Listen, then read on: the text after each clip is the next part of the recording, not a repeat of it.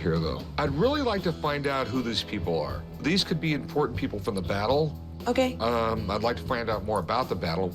I have a buddy who knows just about everything there is to know about the Civil War. There's something special here. You might have a lot more money. Okay. All right? Great. I'll be right back. Thanks. Since he's calling in the expert, that must mean something good. I hope so, anyway. Earlier, a woman came in with a pocket watch, and it looks like it was given from one Civil War vet to another for saving his life. It's one of the most fascinating watches I've ever seen. So I called my buddy down to see if he could add a little insight.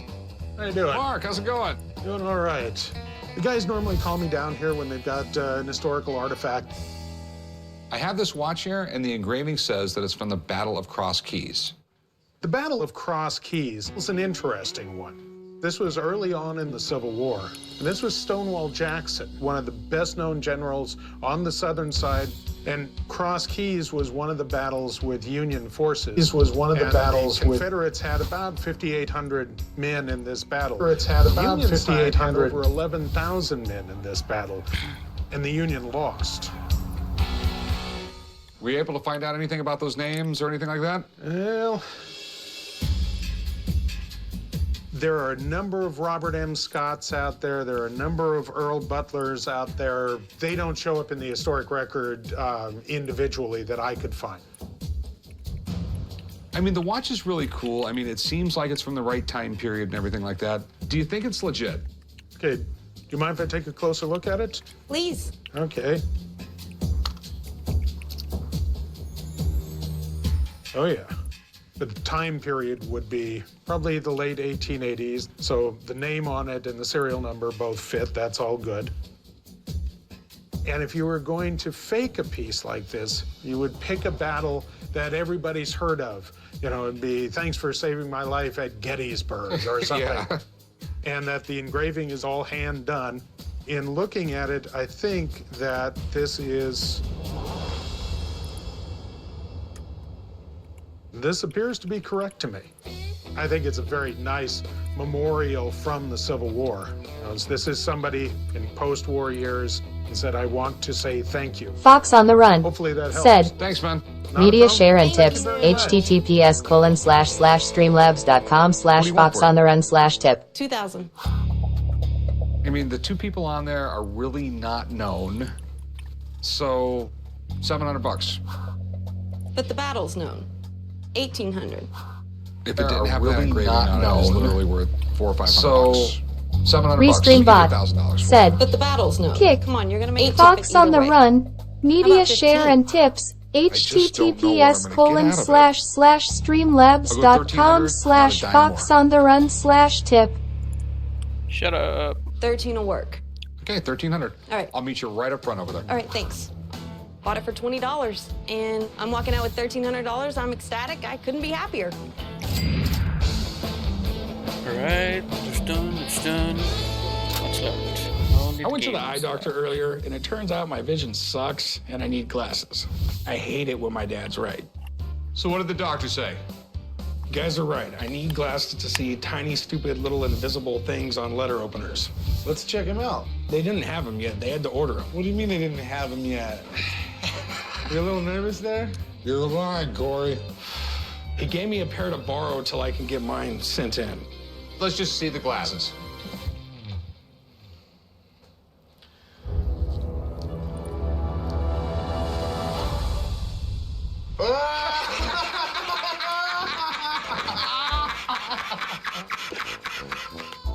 Dork City. They make you look smart. They really do. I really appreciate all the support here I'm getting. On this episode of Pawn Stars. I have 3 antique wood decoys. There was one decoy that sold for $600,000. We do have some condition issues with these right here, though. I have a Atlanta Braves World Series ring. Was Turner the staff member? He was the owner. You think this is Turner's ring? Yeah, Ted Turner. I'm definitely interested. I got an antique lighthouse oil can. I've never had one. How much you want for it? I think it's worth $2,200. Keep dreaming. I'm Rick Harrison, and this is my pawn shop. I work here with my old man and my son, Big Hoss. Everything in here has a story and a price. Once one thing I've learned after 21 years, you never know what is going to come through that door.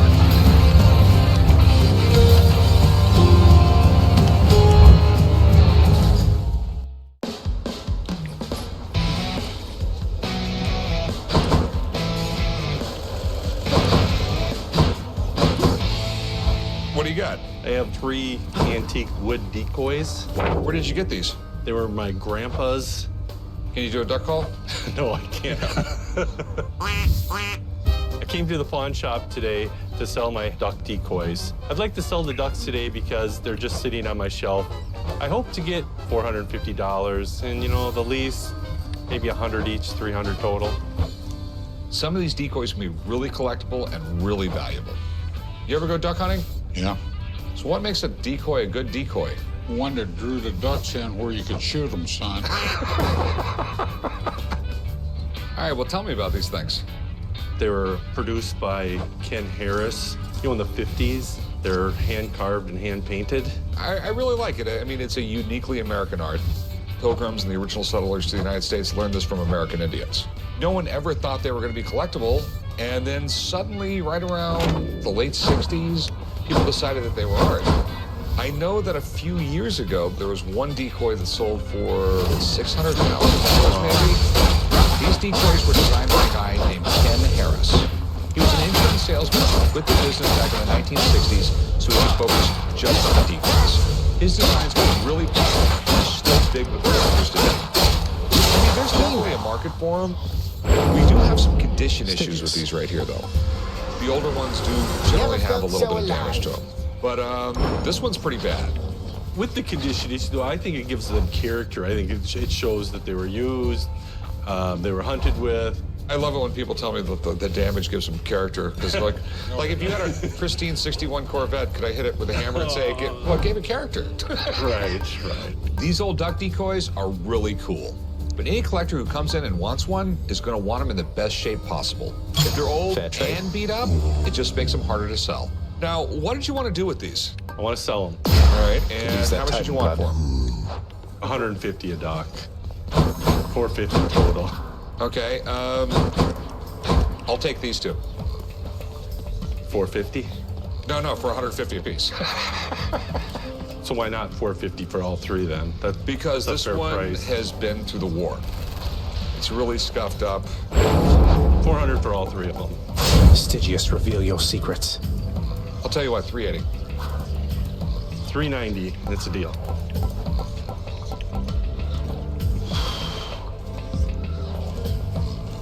Split the difference. Don't lose them for $5. All right, 385. Okay, thanks. Even though one duck is in bad shape, these will look great in the store. I shouldn't have a problem selling them too, so it's a win-win. What do you think about this, Johnny? About what? It's a duck decoy, dum-dum. When I was a kid, son, me and my father went duck hunting all the time. Earlier, I bought some duck decoys, and ever since, the old man has been yapping about the good old days when he used to go hunting ducks with his dad. It takes some skill to shoot a duck on the fly, son. It's a shotgun. How accurate do you need to be? It's not as easy as you think. No thanks. Back in the day, if I wanted to duck dinner, I had to shoot it out of the sky. The only way they spoil little brats will eat duck is if they order it off the menu. Let's see what I can do with this shooting, and sword. I'll show you guys how in the hell it's done. You want to go out shooting? We'll go out shooting. All right, we'll go shooting, and whoever loses buys the duck dinner for all of us. I like beating you guys, That's so a blade. I'm not losing, so it really doesn't matter. All right, this is going to be easy. Yeah, right. Ah, fuck, I missed a pot.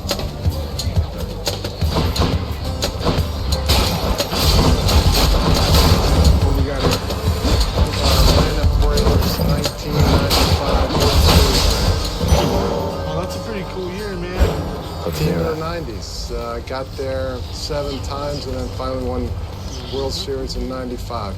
They're like the Buffalo Bills in the 90s, man. They just couldn't pull it off. I came to the pawn shop today to try to sell my 1995 World Series man. I'd like to sell it because my wife and I were moving to Vietnam. I'm going to get $13,000. So what'd you get it? I got it from a buddy of mine. He needed the money and I thought it'd be a Atlanta grandson, Braves, little 1995 sprout. world champions. I thought, Was if my Turner Persephone is staff member? alive, why He was then, the owner. Yeah, Ted this Turner. winter, This belongs Hasn't to it Ted. endured Maybe for he long issued enough? it or gave it away. To make it worth more. They had some pretty good people on the team back then, didn't they? Dave Justice, Greg Maddox, Chipper Jones. Chipper Jones. Greg Maddox won the Cy Young. It's a really good franchise. They just couldn't get it done all the other years. Think Anything they're the else? team of the 90s? Sure, they were good, but no one really liked them. The first championship rings were given to the Giants in 1922 when they won the game. You want to die? The design was pretty basic. But by the 70s, championship rings got flashy with lots and lots of diamonds. Fuck me. Go for a lot of them. You know, there's a pretty big difference when it comes from that. staff to player rings. And everybody wants a player's ring because it was the guy who actually won the World Series. So what do you want to do with it, man? This is all right. Yeah, I want to sell it. I'd like to get 13,000 for it. 13,000, huh? Championship rings are one of my dad's favorite things to buy. We make really good money when we sell to sports collectors, but every ring is different, so getting the price right can be tricky. You mind if I have a buddy come down and take a look at it? How come? I'd like to get the money and get out of here. You know, right now, if you have to hold me to an offer, I'm going to offer you $4,000 because it's a staff ring. My guy might come in and tell you it's worth a little bit more. That's fair. Okay. All right, let me give him a call. I'll be right back. All right. I don't really know that much about the ring. They're going to bring in an expert, so hopefully he'll verify that it's You worth want the money or no 13,000 fun? I'm asking for.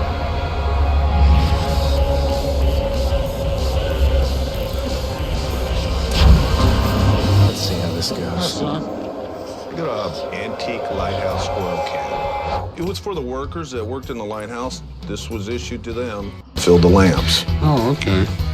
It's a cool piece. It's different. I've never had one, which is saying something being here for 30 years. I came to the pawn shop today to sell my antique lighthouse oil can. I only paid $7.50 for this oil can, and I'm ready to cash in. I was looking to get $2,200, and the least I would take would be $1,000. So how'd you get it? A little auction house in Lexington, North Carolina. All right. Now, I bring in some photos. These were some of the lighthouses that this brass oil can would have been used in. Back in the day, lighthouses were a beacon for ships to keep them from running into shoals and sandbars and stuff. And these was used before there was electricity. And the lighthouse light was a flame. So they used whale oil at the start, and then they used regular oil once the oil fields came into Pennsylvania. Back in the day, they needed lighthouses to keep the ships safe. Now they could just leave Rick on the beach and the moonlighter shine off of his big fat head. So, what makes this one so special? This one's special because of the two stamps on it. It says U.S. Lighthouse Establishment, made in Staten Island, New York. It's a nice piece, sir. I'm sure when they cleaned out the lighthouses, this was one of the first things that got thrown away. Exactly. This oil can is a cool piece of history, and it's a great conversation starter because most people just don't know that much about lighthouses. The old man seems to be into it, but I'm just not sure about who would come into the shop and buy it. What do you want to do, guy? You want to sell it, pawn it, donate it to charity? Well, I'm not going to donate it. I'll sell it. Okay, now we got to come up with a price. What do you want for it, sir? The research I've done, this one's worth about $2,200. I'll be honest with you, sir. I could go nowhere near that. I'd go about $1,000 bill, and that'd be it. I can come down to $1,600. This stuff is very collectible. I'll push it to 12, and I ain't going no higher. That, or you can take it back home with you. The might of the heavens. Yeah, we can do that. That's a fair offer. We'll write it up, Corey. I paid $7.50 for this item. I'm feeling good with $1,200. Now I can go find another treasure. Earlier, a guy came in with an Atlanta Braves championship ring.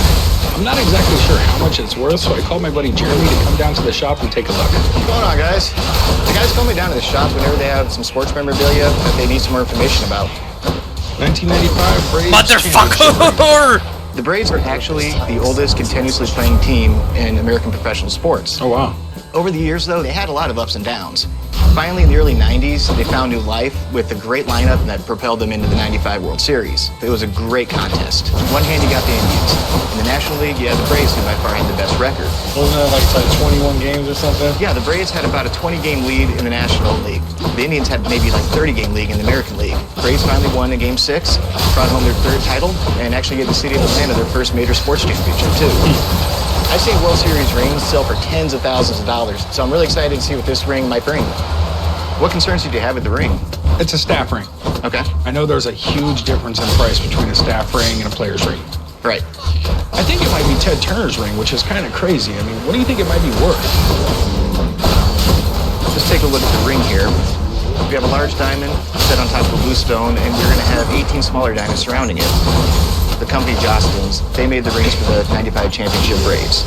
So on the inside, we should see the Jostens logo. Chaos has been moved in. What do you see? Unfortunately, this isn't even a staff ring. This is what they call a salesman sample. They're provided to the teams beforehand so they can get a look at the ring, see if they like it, approve it, and they make it from there. We know this based on two main reasons. Number one, the inside of the band does not have the Jostens logo. And also, it's issued to Turner, which is Ted Turner, the owner of the team. Ted Turner's not a guy that needs to hawk his ring or sell it to come up with a few quick bucks. So there's no doubt that this is what we would call a salesman sample. Okay. They still do have value. People just want to own a piece of the 95 Braves. What lurks in the river Styx. With the original box and everything, you're looking at around $2,000. All right. I was really disappointed. They bring some bozo off the street. I don't know where he came from. All of a sudden, he comes through the door and he's Mr. Expert on baseball. So, I don't know. I was really disappointed. Well, you heard what my guy has to say. Thinks it's a salesman sample. I would offer you around $800 for it. Oh, that's okay. I'll just take it. All right, my man. I appreciate it. Thank you. All right. I've learned my lesson. I'm not bringing any more rings into this shop. Earlier, I bought some duck decoys, which got the old man going on about his glory days of hunting. We gave him a lot of flack over it. So now he's challenged us to a trap shooting contest. Damn, Corey, you don't bring a damn assault weapon to a skeet shoot. It's a shotgun, isn't it? I can't believe Corey and Chum bring, like, home defense shotguns to shoot trap. It's just ridiculous. We each get 3 shots. Whoever does the worst has to buy a duck dinner for everybody. I don't like duck dinner. You'll eat it. Pull. Pull. Pull. Yeah. 1 out of 3 sucks. That was horrible for me. I'm next. I think you're dumb as a board for bringing out assault weapons. Pull. Pull. Damn it. Pull. Bullseye. 1 out of 3 ain't bad. 1 out of 3 is not good. All right, I'm next. Yeah. Good luck hitting anything with an assault shotgun. Pull! Pull! Damn it. Pull! Nailed it. Looks like we're tied. Let me show you how it's done, guys. All right, pull. Pull. Pull. Pull. Pull. Pull. Pull.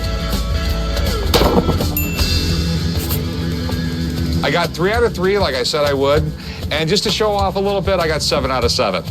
You know, sometimes you just have to take kids to school. All right, someone's buying me dinner. I was actually using a gun for trap shooting. You two figure out who's paying.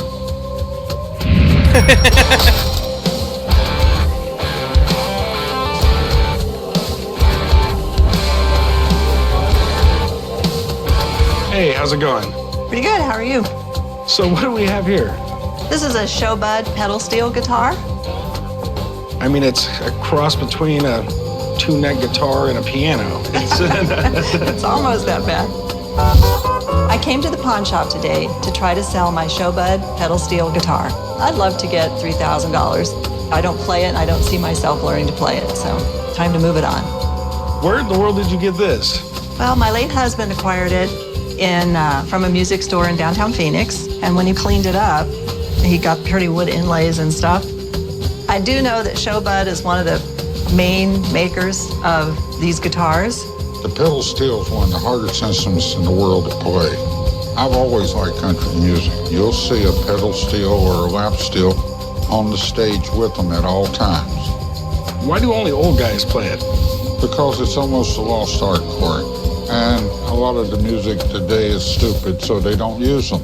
Nowadays, these damn kids press a few buttons on a computer and think they're making music. This is a real instrument. It takes an actual musician to play it.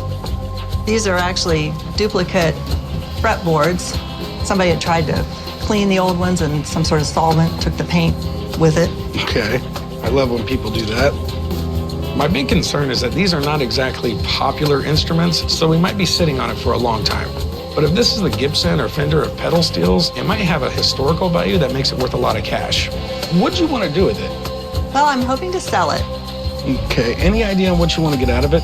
Well, the gentleman that my late husband spoke to indicated it might be worth $3,000 or $4,000.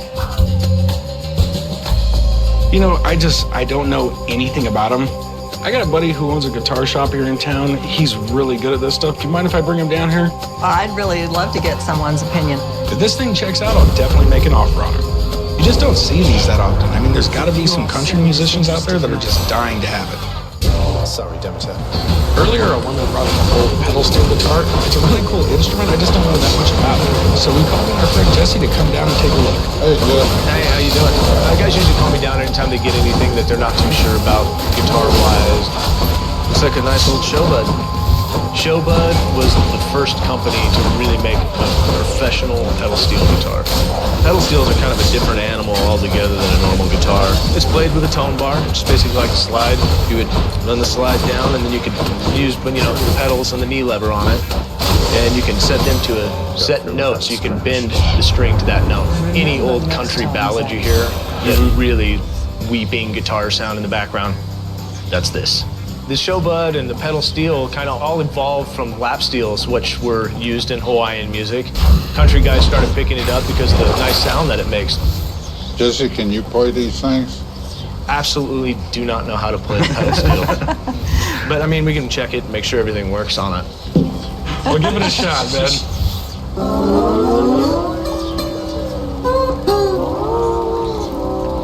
Yeah, it's all in working order. You're not a lap steel guitarist. Not in the least. So let's get down to basics, Jesse. What's it worth? I would say in this one's condition, probably between $2,500 to $3,300. Well, my man, I appreciate it. No problem, man. If the guys get this Showbud, it's not a super quick sell, but you'll sell it. A real professional is going to want a Showbud. So what's your bottom dollar? Well, could you do $2,500? No, I don't have people knocking down the door to buy these things. What do you think, Corey? I'd give you like $1,200 for it. Would you come up a little bit? Hit me with a number. How about $1,800? How about $1,500? $1,500 and you got a deal. That's the best I want to go.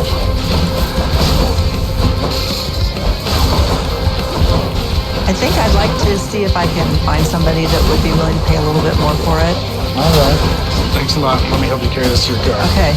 I think it will be worth it in the long run to try to get a little bit more money. I think it'll be worth the time to do that. All right, boys, I brought in duck dinner. Corey, you and Chum's got to pay for it. I ain't paying for no duck dinner. I don't need duck. Yeah, you're on your own on this one, Grandpa. I don't need duck either. We made a bet. Whoever did the worst at the shooting range had to buy everybody else a duck dinner.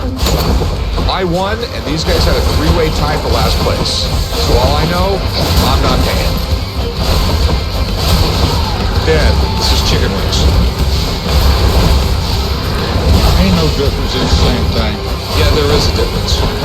Okay. You don't have to eat them, I'll eat them all. Not bad. I like chicken wings. All right, I want some too. How much do I owe you for it? You you ain't getting none of this chummer. I'm gonna eat what I want and spit on the rest of it. Chop. You bring my chicken back. What the hell's wrong with them? What the hell's wrong with you? Eat your chicken wings and be quiet. On this episode of Pawn Stars, I've got a World War II book that was authored and autographed by Dwight D. Eisenhower. Wow, really? It really becomes Eisenhower's rookie card because he wasn't president yet. Cool gun. Remington New Model Army. One of the preferred methods was to have these cartridges preloaded, and then Clint Eastwood made this look so much easier than Good, Bad, and the Ugly. I think you'd have been shot about 10 times. 1970 Petrus Pomerol. One of the best in the world. There is as many different wine signs as there is cars. And how much did you want for it? $1,600. I'm not going back with the wine. Might help. I'm Rick Harrison, and this is my pawn shop. I work here with my old man and my son, Big Hoss. Everything in here has a story and a price. One thing I've learned after 21 years, you never know what is going to come through that door.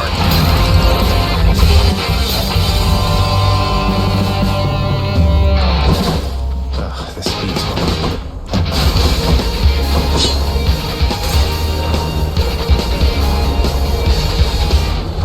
What can I help you with? Well, I've got a World War II book that was authored and also autographed by Dwight D. Eisenhower. Wow, really?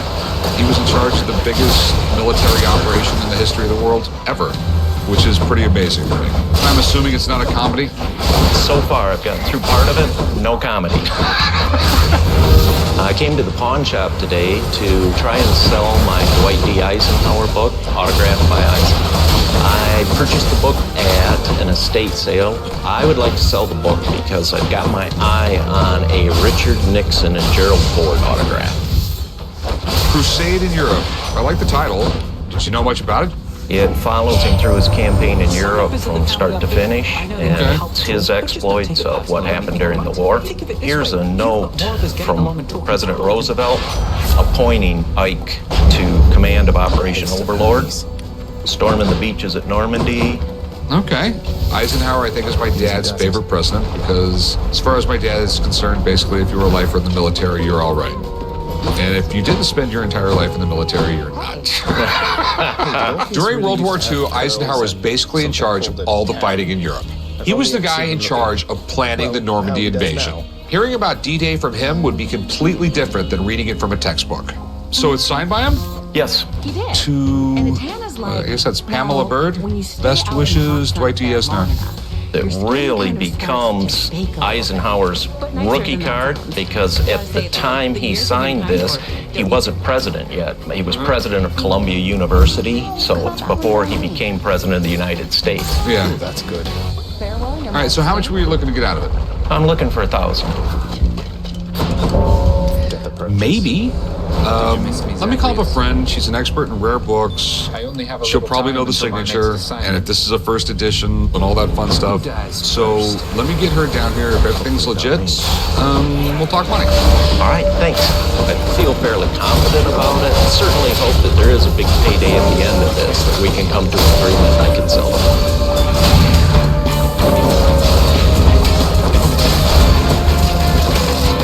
Hey, how's it going? Hey guys, how are you? I have some food bags from Apollo 11, the moon mission. The Apollo 11 lunar food pack. What came in these, moon pies? Yeah.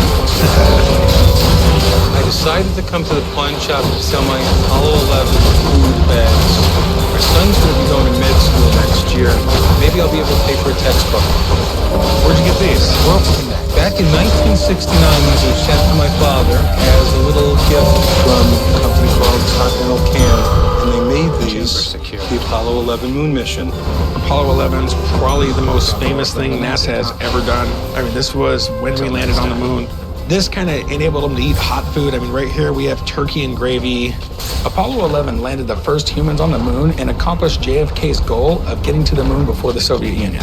But when you're on that important of a mission, you better make darn sure the food is good. What makes these able to travel into space? The bags were made of 3 mil thick aluminum foil with a mylar coating on the inside to keep the food dry. They would seal the end after they loaded the bag. Now, they also sent me an envelope postmark at Apollo, Pennsylvania. It's the same material. It has the moon stamps on it. Okay. So, what do you want to do with them, man? Well, I'm hoping for $100 a piece. $100 a piece. So you got 4 of them here. You want $400? That would be really cool. That would be nice. I just don't see it. Sure, give me one of the bags that Neil Armstrong ate out of with some leftover beef stroganoff in it, and I'm sure it's worth all kinds of money. Right now, I'd give you $50 for all 4. These were made for Apollo 11. I get it, but they weren't made for Apollo 11. The ones that were made for Apollo 11 went up in space, got torn open, and people ate out of them. I see the value of a souvenir, not a priceless memento from Apollo 11. You know, med school is going to be really expensive. I figure a textbook, an inexpensive one's at least $100.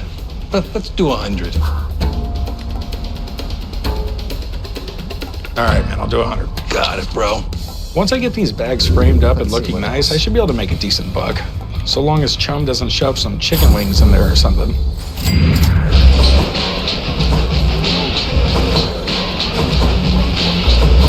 Hey, it's you again. So what do you got for me this time? Brought in another gun for you. Remington New Model Army, the second most common used .44 in the Civil War. Cool gun. Didn't Clint Eastwood use this in The Good, the Bad, and the Ugly? You got it. I came to the pawn shop today to try to sell my Remington New Model Army. It's one of a number of these that I currently have, and I'm looking to buy something else. Hopefully I'll get about $2,000 for it. Oh, it's a great gun. Do you know when this was manufactured? This would have been made in about 1864. Okay. It was definitely one of the guns of choice during the Civil War, but there was probably like 30 different styles of revolvers the Union Army ordered just because anybody who could make guns, they would buy them on them. That's right. In 1859, the U.S. military only had 12,000 soldiers. In 1864, there were 7 million on both the Union and Confederate sides. Yeah, that's a lot of guns. The Civil War created a huge demand for guns. So a lot of smaller gun companies like Remington and Sharps got huge as a result.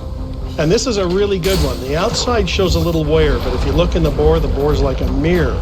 It's had very little use. I mean, it's in pretty good shape. During the Civil War, this was still a high-tech gun. One of the preferred methods was to have 2, 3, 5, sometimes 10 of these cartridges preloaded, and that was a huge advantage to some other guns. You know, you could just pull one out, make sure your loading lever is at the right angle, and then Clint Eastwood made this look so much easier than Good, Bad, and the Ugly. It's a good thing you're not fighting right now, isn't it? Yes, it is, because I think you'd have been shot about 10 times. I always like to do business with regulars, and Civil War guns are always good sellers. But I just don't know as much about this as I do a lot of other guns. All right, let's just cut to the chase. Let's make a deal. Let's slow down a little bit. If it was a Colt, I could tell you all about it. I would make you an offer right now. But it's not. I don't see a lot of these every day, and my understanding is there's like 1 million reproductions of these right now. Go ahead, call in someone, let some crazy guy come in here and tell you what I already know. Okay, I'll do that. All right, I'll be right back. Regular or not, I'm not buying this thing until I know 100% it's real. Pops, guess what? What? I'm having Rebecca check out some books signed by your favorite president, Eisenhower. Eisenhower was a great president, son. When Eisenhower was president, it only took 4 years to build the interstate highway system. It took Rick longer than that to lose his hair. Yeah, Eisenhower was the man. You probably don't know nothing about him. What was his nickname, Chumley? I don't know. Who was the 16th president? I don't know. The 16th president was Abe Lincoln. Rick, that's pathetic. What am I supposed to do, send him to school? It might not hurt. You know what? If I wanted to, I could memorize them in the afternoon. Whoa, chum. No, you couldn't. These guys always underestimate me. Memorizing the presidents is a perfect example. How many presidents are there? 44. I can do that. I say you ain't nothing. I'm gonna go figure this out. I guarantee I can remember them all by the end of the day. I'm gonna go study right now. You know he's going to take a nap. Stone Cold. Earlier, a guy came in with a World War II book. He says it's signed by Dwight D. Eisenhower. Even if the signature is legit, I have no way to price it. So I called in my friend Rebecca to help me out. Rebecca, how's it going? Good. I hear you have an Eisenhower for me. You guys usually call me down here because they don't know a lot about this. Crusade in Europe, this is all about World War II, specifically the European front. Eisenhower was involved in this from pretty much the beginning. He was the person who contained the divas, and that includes people like Patton, who didn't want to listen to anyone, or General Montgomery, who's the same way on the British side. It's pretty common in a historical event like this, one of the major generals or participants will write a memoir about it, but they're not common signed. I have the same book in the signed limited edition. Okay. What we're going to do is look at the two signatures. One thing that we have to worry about is that Eisenhower actually had an auto pen. So there is the possibility in this time period that he could actually have the auto pen signed for him. The nice thing about this, though, is you have this full inscription here. And since you've got a uniformity of ink with the inscription and the signature, we know it's not auto pen. Great. But the other thing that you might worry about with Eisenhower is actually that it could be secretarial. So, from what I can tell here and here,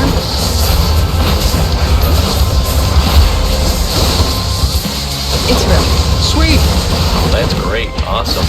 Okay, so is this like a first edition? Is this a second edition? It is a first edition. How do you tell? You know, it depends on the book. With this book, it's pretty simple. You're just looking at the copyright date here, and you don't have any extra mention of printings. Okay. Awesome. So this is first. It is a first edition, and it is signed. These are all good things. So what's it worth? Well, one thing I can tell you, just looking at it, it does not have the dust jacket. It does not. This was originally issued with a dust jacket, so it's not considered complete. Oh, all right. If it had the dust jacket, $3,000. Okay. Without the jacket, this book is worth $1,500. Half price because of that. That's right. A book as a collectible needs to be complete as it was originally issued. That means if it had a dust jacket, it needs to retain the dust jacket.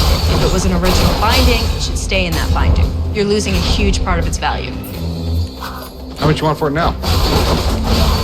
Well, she said 1,500. I'm thinking around 1,000. That gives you a little room. I'm thinking more like $800. How about the difference? 900.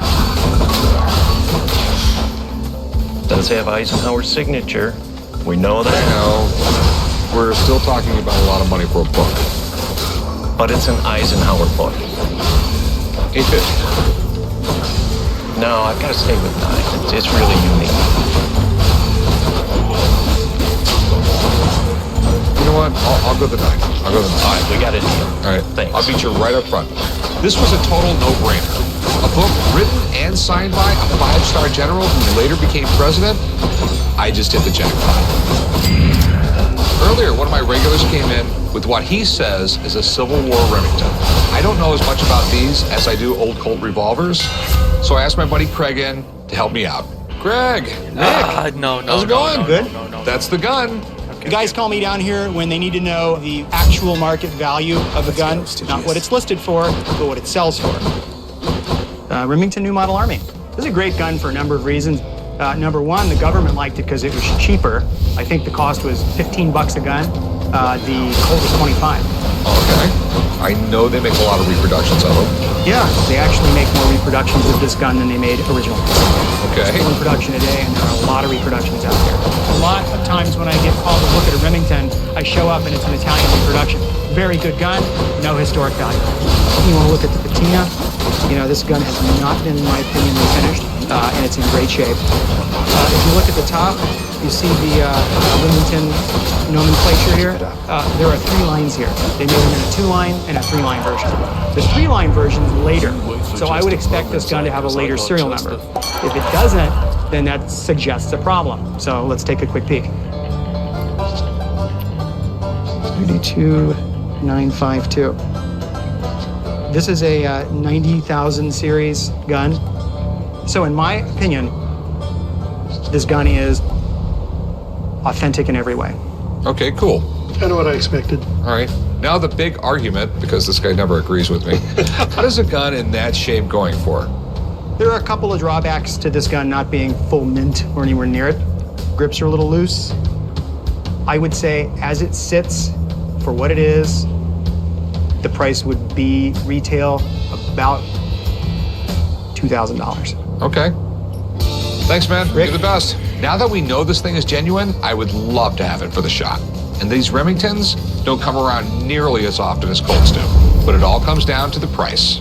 So you want to give me $2,000? No. You don't? $1,500. $1,500. So we're going to kind of do this little dance here again. But it's not a dance. Okay. I mean, I want to give you $1,500 for it. And Okay, $1,900. No. No, I think $1,500 is a fair price. I can't do 15. I did pay 17 for it. I'll just cut to the chase. 1,600. I'll lose $100 on it. And at other times, there's no accounting for taste.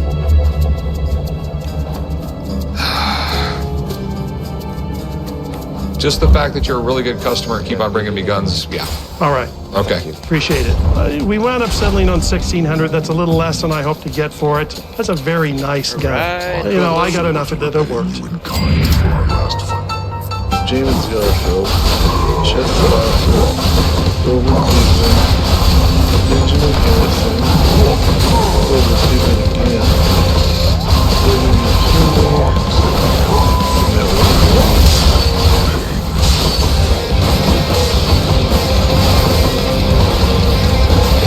What do you got? I've got a very special bottle of wine I want to sell today. One of the best in the world.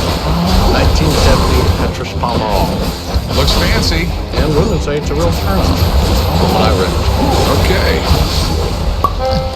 I came to the pawn shop today to try to sell my very good and rare bottle of wine. Found it in my dad's office. Average world price is about $2,500. I'm not a wine connoisseur. I need the money. It's a Bordeaux wine. All that basically means is it was made in the Bordeaux region of France. Just like Burgundy isn't Burgundy unless it's in the Burgundy section of France. Quite frankly, I can't tell the difference between a $40 bottle of wine and a $1,000 bottle of wine. If you pop that cork, I bet you can. There is as many different wine signs as there is cars. Well, I know there's a million different wines. There's a million different ways to age them. What makes a good wine is a good grape. You're going to have the climate, you're going to have the soil, and the proper amount of rainfall. So apparently, this particular wine and region had perfect conditions. Okay, and that's why you have some years that, this year is great, this year is better. Right. It's because just because of weather conditions and everything else, some years the grapes come out perfect, some not as perfect. A good wine is improved with age. I wish the same could be said about my son. He gets worse the older he gets. And how much did you want for it? At $2,500 world average price, I don't think you can go wrong at 16. There's not a collector out there worth the salt if you don't have one of these in the collection. Yeah, my only problem is the city won't let me buy it anymore. It's just, I can't buy wine because I'm not a liquor store. It happened a while ago. We tried to explain it's collectibles. They said no. I wasn't aware of that regulation, but as a private citizen, I don't see any problem. I could. You buying that? As far as me buying it, I ain't never spent $1,600 on a bottle of wine, and I never will. You can't go out to the back and buy a bottle between friends. No. That's a gray area, sir. I won't jeopardize my license for anything. I'm not going back with the wine. So I'm asking you to try to figure out something for me. Private citizen, you can buy it. I just can't buy it myself. Thanks for coming in, Ben. All right. Total waste of time. Total waste. I'm going to end up drinking it myself. Wow. Fuck. Got it all memorized. Oh, really? Earlier, these guys bet me that I couldn't list all the presidents' names. I studied all day to prove them wrong. What are you gonna give me if I get it all right? I'll buy you lunch if you can recite all 44 presidents' names. All right. Obama, Bush, Clinton, we got another Bush, Reagan, Carter, Ford, Nixon, Johnson, Kennedy, Eisenhower, Truman, Roosevelt, and Lincoln, Adams, Washington, Jefferson. Not bad, John. We keep going. Jackson, Smith, Grant, Taft. Did I say Roosevelt? You just said Roosevelt. I think there was two different presidents named Roosevelt. We got Patton, Franklin, Frederickson, Williams. All right, buddy, I think you're finished. Didn't even get to Harrison. What was their names? Didn't take much more. Benjamin, Richard. I think that's about all of them. Nearly got me. No, that's not right, Chumley. I'm actually impressed. I didn't expect him to get that far. I'm pretty impressed myself. I think you did really good. At least you tried. Keep studying, chum. I don't want to go out for lunch, so just bring me back some chicken wings. In the name of Hades. Extra hot sauce on the side. On this episode of Pawn Stars. I got a really cool gun here. The Smith & Wesson Model 1. Probably one of the most innovative guns ever made. This is the very first one, the first modern handgun. To me, it's really odd that we have half the gun in great shape and the other half not. Well, I'm thinking it's all original. But if they didn't come together from the factory, it massively affects the price. I have a U.S. Army telegraph machine. This is really cool. This thing is wireless right here. This is what spies used. How much did you want for it? This is it, 68 Mustang Fastback GT. This is what we're here for? Yes, we're definitely here for this. This is the coolest car ever made. Does it even run? Absolutely not. More bright swords? What are they considering this? I'm Rick Harrison, and this is my pawn shop. I work here with my old man and my son, Big Hoss. Everything in here has a story and a price. One thing I've learned after 21 years, you never know what is going to come through that door.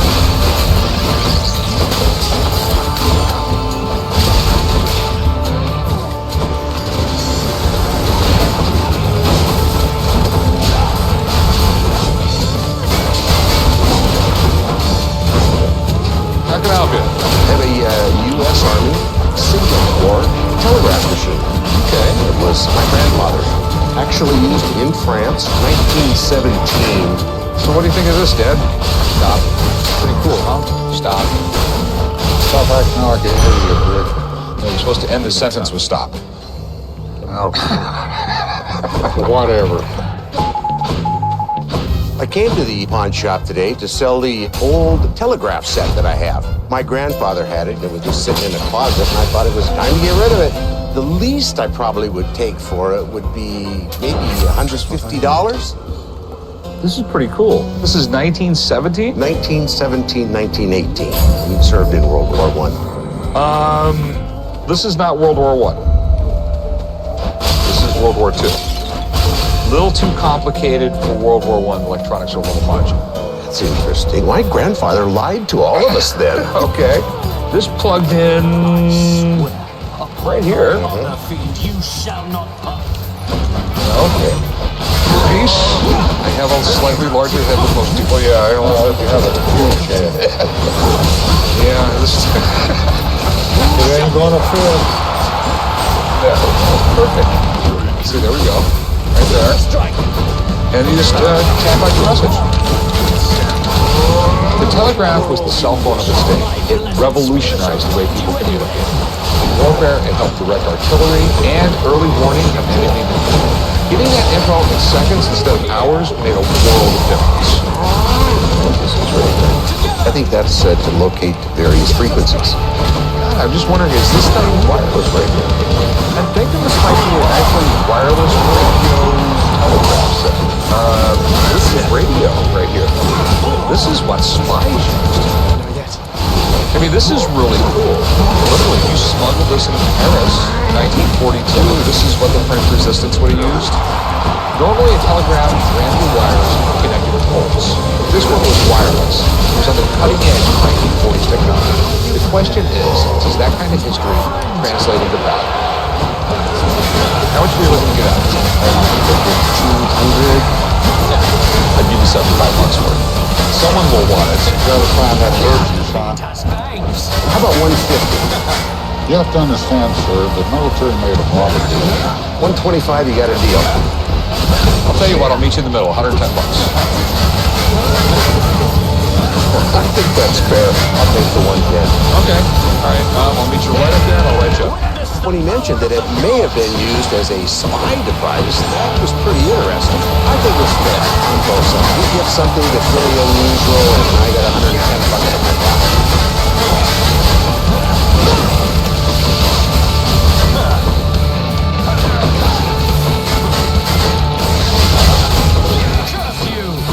How can I help you? I got a really cool gun here I want to see about selling. Okay, let's see what you got. Oh, a Smith & Wesson Model 1. Probably one of the most innovative guns ever made. Before this, the fire gun was the whole put the powder in, put a pack in, put a ball in, come back here, put a cap on it, and then fire it. Right in the day. Yeah. I came into the pawn shop today to sell my 1858 Smith & Wesson Model 1. I like to sell it because I buy guns at auction sites just to resell. Kind of want to get $1,000. You know what year this was made? 1858. So this is a first Model 1. Wow. This was the first gun to have the whole self-contained bullet. It was a bullet with a brass case. There was a chemical right in the rim of the shell that when the hammer hit it, created a little spark inside the shell, the bullet plowed in. Didn't know it.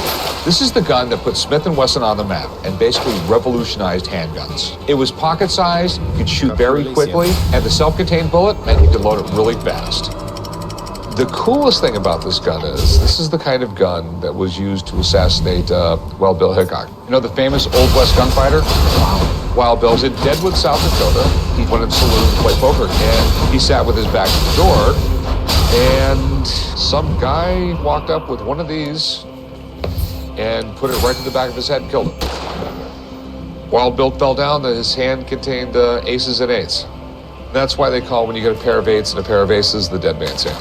Wow, didn't know that. This is a very historic gun, and being a Series 1, Model 1 makes it extremely rare. But getting these old guns priced right is the only way you're going to be able to make some money on them. How much did you want for it? I'm looking for $1,000. Okay. There's a few things I would want checked out on this gun. You see how much more wear this has than this? That really concerns me. To me, it's really odd that we have half the gun in great shape and the other half not. And it would be completely reasonable to expect someone, if they screwed up in front of the gun, just to get it replaced. And when it comes to collectors, that is probably the most important thing, that all the parts are original. So let me call someone, get him down here, have a look at this thing. If everything checks out, we can do business. Great. I'm not concerned about an expert coming in and looking at it. I think even if it was refinished, I think it would still hold its value. Earlier, I got a call from a guy selling a classic Mustang. Corey and I are on our way to go check it out. So this is it, huh? This is it. The 68 Mustang Fastback GT. This is what we're here for? Yes, we're definitely here for this. This is the coolest car ever made. This is the car that Steve McQueen used to drive. I called the guys down from the pawn shop today to check out my 1968 Mustang GT. I can't afford to restore the car, so I need to sell it. I would like to have $20,000. I might have to come down even as much as $12,000. It's not the actual car Steve McQueen drove. One exactly identical. In Bullet, he had a 68 Mustang GT Fastback. Right. This is the quintessential muscle car. It's 1968, the movie Bullet comes out. It was the greatest car chase scene in the history of all movies, and they have no special effects or anything like that. This is it. Steve McQueen was one of the biggest movie stars of the 60s and the 70s. I'm a huge fan, and it's not just me. There's a ton of diehard McQueen fans out there that I could sell this to. I want it. So what's the difference between this and a regular? It's a big difference. A regular one wasn't really cool. This has got a 351 4-bolt main, right? Right. You don't even know what we're talking about, do you? I'm just telling you, these are hard to come by. Of all the muscle cars ever made, this has to be the difference. It's hard to tell with all the rust. Yeah, but the body is good and solid. Most of it is all surface rust. Good solid metal. Is that velvet on the inside? Obviously, it needs a little interior work. I'm trying real hard to find something I like about the car, Dad. Does it even run? Absolutely not. When it comes to buying Steve McQueen stuff, my dad just doesn't have a very good track record. Steve McQueen's signature, it's not good. Way too many hairs for it to be authentic. And this one doesn't look promising either. But Steve McQueen is his idol, so this one's all him. You want to sell this, right? I want to sell it. How much do you want for it? I got to get 20 grand out of it. When this car is like new again, it will be worth around $100,000. Let me have a friend come down and take a look. Sure. I just have to make sure this is a GT, because if I get this thing restored, it's worth twice as much money if it's an original GT. Right. I'm gonna go call Danny. Maybe he can talk some sense into you. All right, they'll be here in a little bit. The younger generation, they don't appreciate the old cars. I think the expert will be on my side as far as the price of it for what I need to get out of it. Earlier, Corey and I went to go check out a 1968 Mustang, like the one from Bolton. Corey thinks it's a waste of time, but I dig it. So I asked my buddy Danny to come on down and take a look. Gentlemen, goodness gracious, a Steve McQueen machine. I own Count's Customs right here in Las Vegas. We specialize in building anything cool with an engine. Let me ask you, how long have you had it? For about 3 years. What I love about it is the late 60s Mustangs were the cars that other cars were trying to be like. This one being a 68, it came across as like a gentleman's muscle car. Okay. It was so conservative, yet it was so bad all at the same time. They had 3 different versions in 1968. There was the coupe, of course the convertible version, and then there's my personal favorite, which is the fastback, where the whole roof line just sloped all the way back down to the end of the truck. I mean, I just love this car. I mean, this is the quintessential muscle car. Please talk him out of buying it. Rick, besides Corey, what are your concerns? I just want to make sure it's a GT, and I need to know if I can get it back to beautiful condition without putting me in bankruptcy court. Okay. Take a peek, man. There's no rust rot in it. It's just surface rust. This ain't rust. It looked like somebody used some sort of a chemical stripping agent on it that makes it look like that. Sexy. The way all the door gaps line up, the way the doors open and close, I mean, it's solid. Now let's take a look at the soul of this beautiful thing right here. It is the factory engine. 5-liter 302 engine. That's correct. That's exactly what's supposed to be in here. So is it a GT? Looks like a GT to me, brother, and it looks like a nice one, believe it or not. It's this grill with the fog lights built into the grill. Things like the gas cap, that's all factory GT item. So what do you think it's worth? I would comfortably put this car anywhere between $12,000 to $15,000 as it sits right now. Okay. All right, man, if I buy it, I'll give you a call. I'll be waiting for that call. Boy, most people would look at this and think it's a pile of garbage. It'll be a bit of a challenge to make it perfect, but it's a gem. I'll give you 10 grand for it. Oh, I gotta have more than that. I'll come down a little bit, but I can't come down there. That's half of what I was asking. Like I just said, it was worth 12. I need to get 15. I'll go 11. I mean, basically, it's just going to sit around here and rot. It can't get worse here. I'll keep it inside, out of the weather. Can you come up any? How about 12? How about 12.5? That's the least I can take. 12.5. All right, it's a deal. Okay. I hope that they'll be able to take it and do the work to it that I haven't been able to do to it, because the car well deserves it.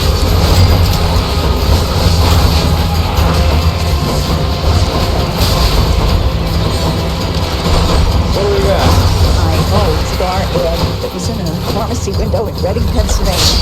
Looks kind of like my dad before his goatee. It does.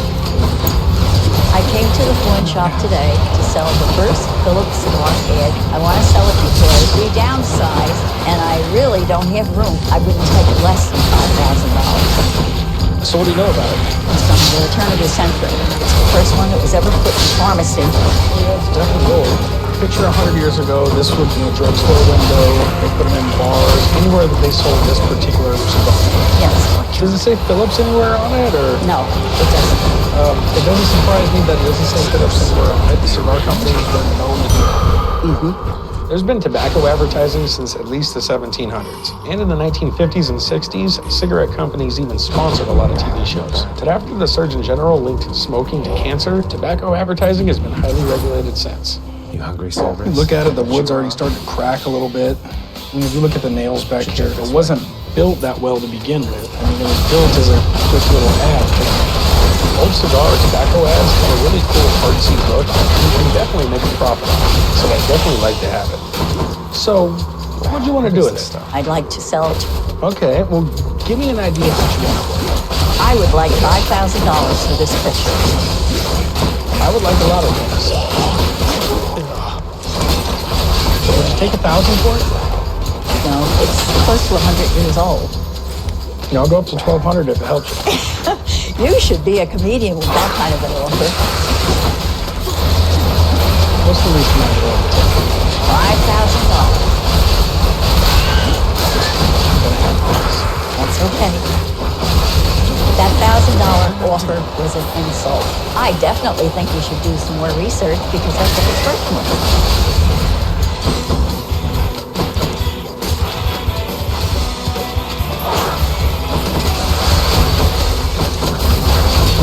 Earlier, a guy came in with the Smith & Wesson Model 1 Series 1. It's all original. It's worth a lot of money. I have to make absolutely sure, so I called in a buddy to help us out. Hey, Craig, how's it going, man? Rick, how are you? All right. This is what I called you on. I am Craig Godley Militaria, and I specialize in military antiques and antique firearms. Guys call me down when they have a question about an antique firearm, and I'll help them with establishing value.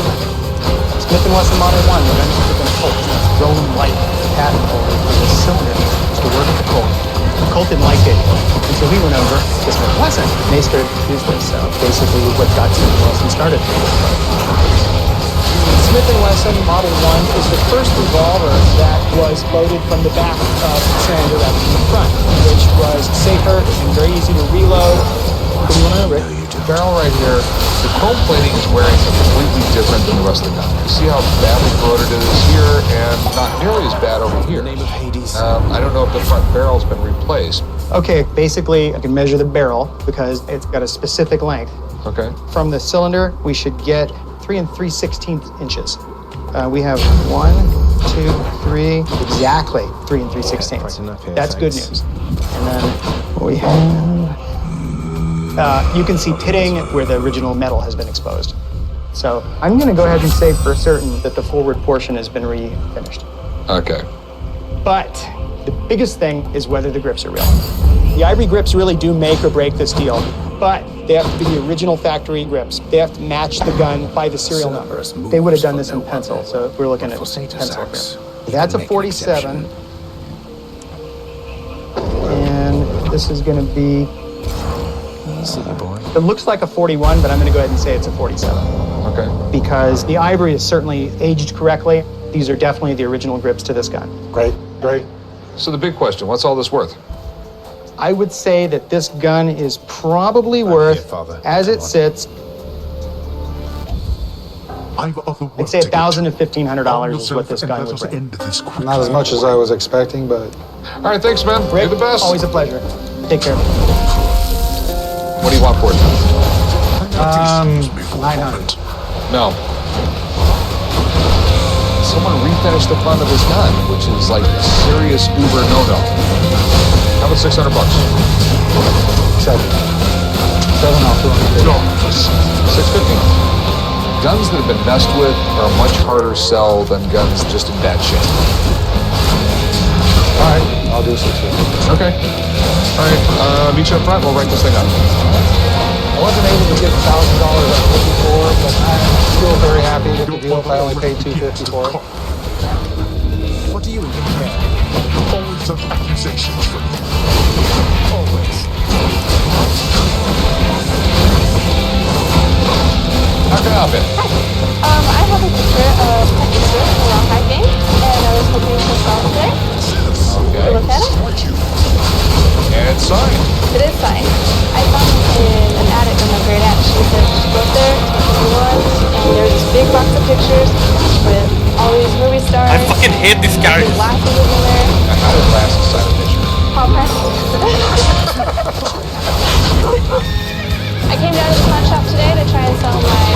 picture of Penny Store of the Rawhide Gang. I'd like to sell today because really it doesn't have any use for sitting there. I really want it for 500, but I'm not willing to go anywhere below $200. My great aunt, her uncle was a chauffeur for MGM Studios.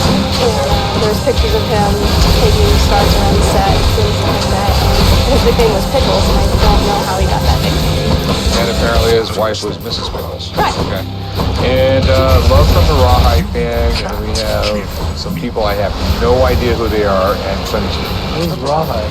It's a television show. It ran from like the late 50s to like the mid-60s, and the first few seasons had Clint Eastwood. In the 50s, the Westerns were one of the biggest things on television. In 1959 alone, there was 26 Western-themed television shows on primetime TV. My God, what a career it's had. Great actor, started directing and producing. Have you ever seen The Good, Bad, and the Ugly? I haven't. I know. He's really dating. Okay. I don't have anyone to check it out right now, but I'm just assuming that no one is going to just counterfeit something and then put to Pickles and Mr. Pickles. Right. So how much were you looking to get out of this? 500? Okay. You generally see these books $500, $600, $700. That's usually in a nice frame. If I paid you $500 and then framed it and everything, I'd be losing money. Quite frankly, I'd give you like $50. The giant problem is it's made to Pickles and Mrs. Pickles. He's a movie legend, you know. I think it might be worth a little more, say, 200. If it didn't have Pickles on there, probably yes. I'll give you $100. I can't sell it for $100. Okay. I just can't. All right, I'm sorry. Okay, that's okay. Thanks for having me in. We weren't able to make a deal today. A little disappointed, but again, I understand and I respect their offers. What's that pile of junk in the back lot? Yeah, good question. Earlier, I bought a really cool but really beat-up old Mustang. It needs a ton of work, but I'm really excited about it. Unfortunately, I don't think anyone else here is. 1968 Mustang Fastback, same kind used in the movie Bullet. You know Steve McQueen? I know you're obsessed with him. There's still a pile of junk. I am not obsessed with him. And this thing is going to be worth a pile of cash when we're done restoring it. I'm eventually going to get it fixed up. Right. It's going to be a fiasco. On this episode of Pawn Stars, I have a book signed by Shoeless Joe Jackson. This is absolutely incredible. He was illiterate. That's why you never saw it. So this could really be an amazing signature. It's the rarest sports signature, period. Wow.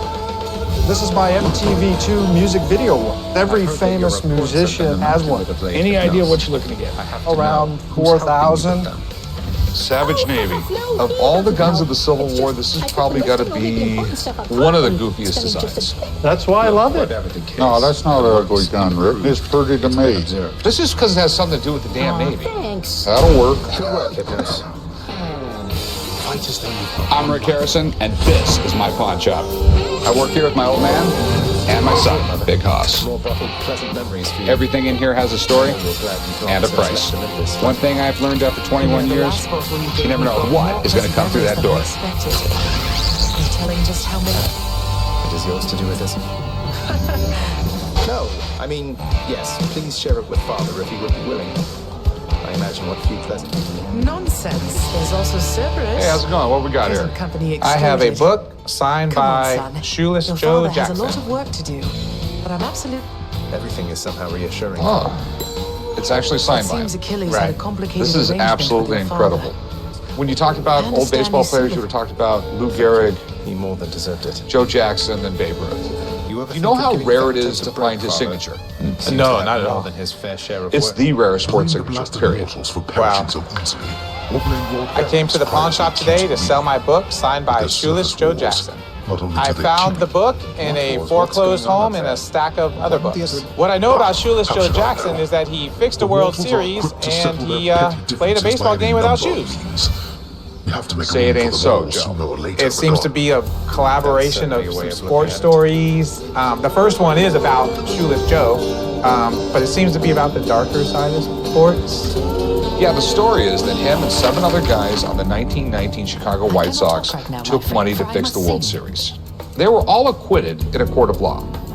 Okay, they were not found guilty in a court of law, but the whole incident more or less destroyed his baseball career, his reputation for the rest of his life. Right. Shoeless Joe Jackson was a baseball legend. He was such a good hitter, Babe Ruth actually copied his style. If it wasn't for the scandal, there was no doubt that he would make it to the Hall of Fame. Yo. Something naughty, huh? What are we going to do?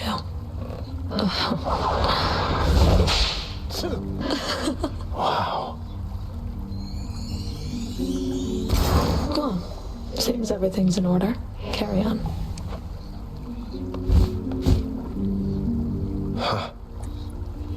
So you got the signature certified. Right. When I found the book, I saw what appeared to be two signatures. The first one isn't very legible, and then the second one is clearly different than the first one. So, well, he was illiterate.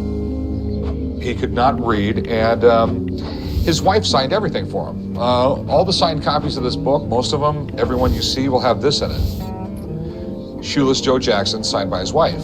He was embarrassed how bad his handwriting was on the only thing he could write, so that's why you never saw it. Okay. So this could really be an amazing signature. You will not find a rare autograph. Normally, I wouldn't go near a book like this unless I had my own experts take a look at it.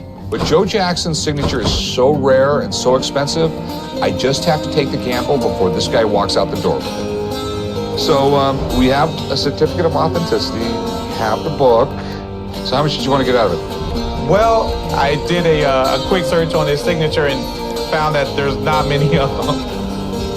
I'd like to get like $30,000 for the book. Here's what I caught. Not gonna happen. Okay. What is gonna happen? I'm thinking closer to 10 grand. You know of all the sports signatures in the world, this is the one most faked. I don't know who collects those Okay, anymore. and I have no idea who this person is who authenticated it. Right. I could think of no one better to take So, I mean, I'll take a shot at 10 grand. remind you. It's just not a signature. It's on a book about the dark side of sports. I mean, that has to bring something to the table. Nix herself. I'll give you 11. Wait, Deuce it. You're not moving much. There's not a lot to move. I mean, it's a big risk nowadays with stuff like this. How about 16,000? I'll make it short and sweet. I'll go $13,000. I won't go a penny more. If you ask for $1 more, you can just pick the book up and leave. But I'll go $13,000. That's nice of you her. do that, I'll do Thank it. you again. So,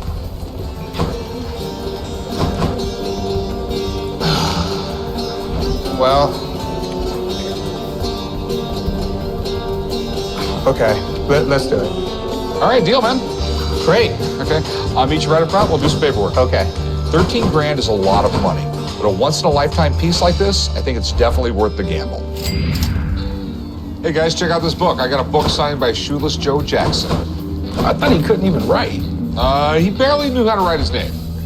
How much you pay for that? $13,000. Is that a good deal? I think so. I think I'll at least double my money. Hey, Rick, you got a COA on it? Yeah, I got a certificate of authenticity. I think it's legit. Cool. What did Rebecca think about it? I haven't brought it to her yet. Oh my Who God. looked at it? I did.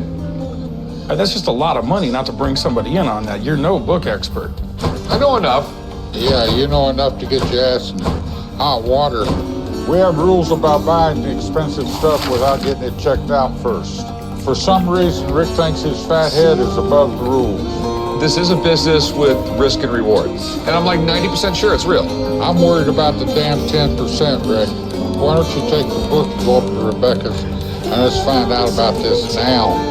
Makes you happy, I'll go see her now. Bye. Some people's children, right? That's stone cold, Corey.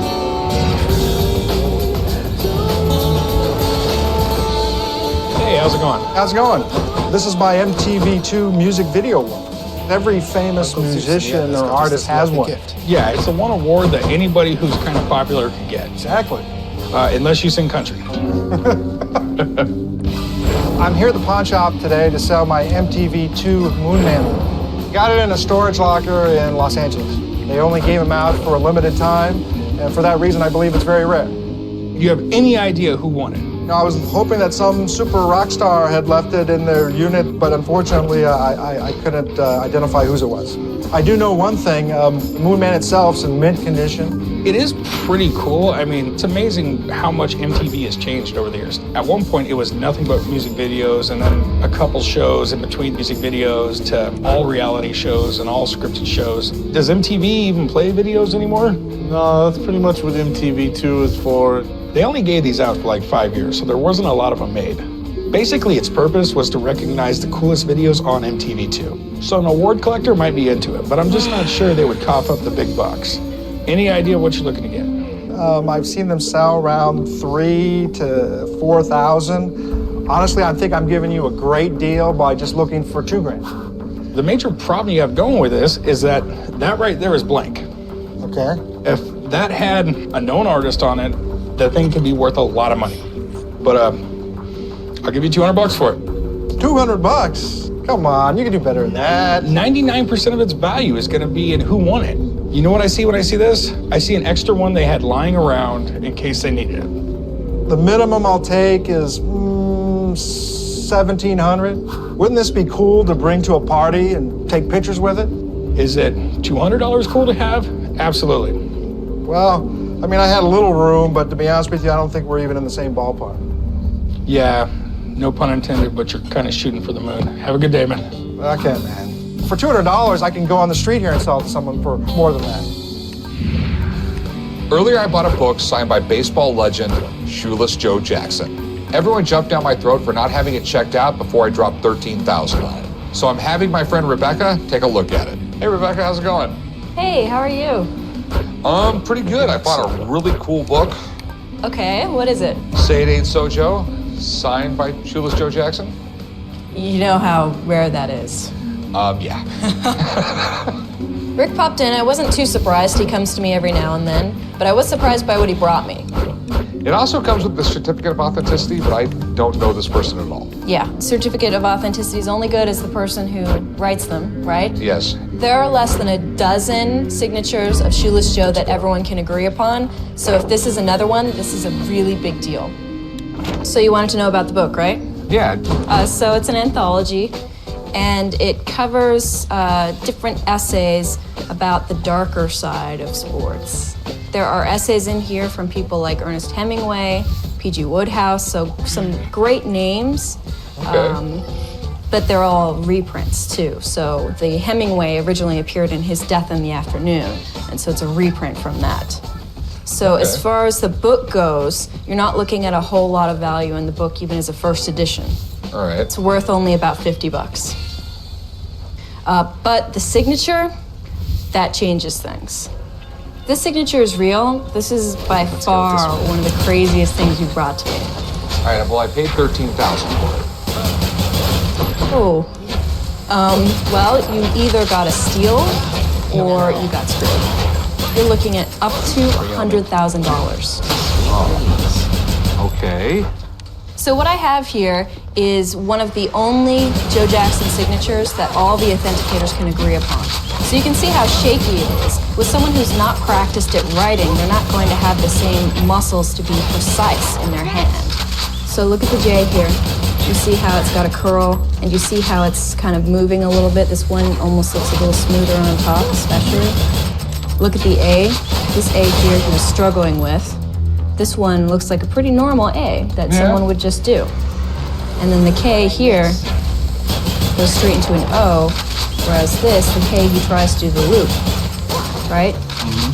So there are some differences here. Would his signature be inconsistent since he wasn't practiced? Possibly, and that's one of the reasons why all authenticators don't agree on every Joe Jackson signature. But the key with this one is that it's just too neat in its attempt to look messy. I'm not convinced that it's real. But it is so rare and so controversial because there are some signatures that all authenticators don't agree on. If you can get the consensus of the community, then it would still be good to go. All right, thanks. You're welcome. All right. Sorry, Rick. In my opinion, the signature is not real. I felt terrible telling Rick that he had made possibly a $13,000 mistake. That's not news you want to give to anyone. It can hurt you. Even though Rebecca didn't exactly give me good news, There's still a chance I can score big with this book. But explaining it to the old man is not going to be fun. What's the verdict, Rick? Says it could be worth up to $100,000. Good, All give right. me. That's awesome. But Uh-oh, I don't like a pot. she's not fully convinced it's real. Oh my God. Wait, she's not fully convinced, or it's not real? In her opinion, she doesn't think so. So it's not real. Well, no, I'm going to send it off some more people. I'm going to try and get a consensus on this You thing. realize that could be like one of the biggest hits we've ever had around here. I don't know how many times my dad has lectured us about getting stuff checked out before we buy it. His ego finally got the best of him. It cost him 13 grand. If you're not sure about an item, just ask me, Rick. Come to me. I can call someone for you or something. I'm going to send it off to some other people, get a consensus, what people think. All right? All right. No risk, no reward. I'm going to start taking more risks around here. No, you will not take risks. You're not allowed to. I'm out.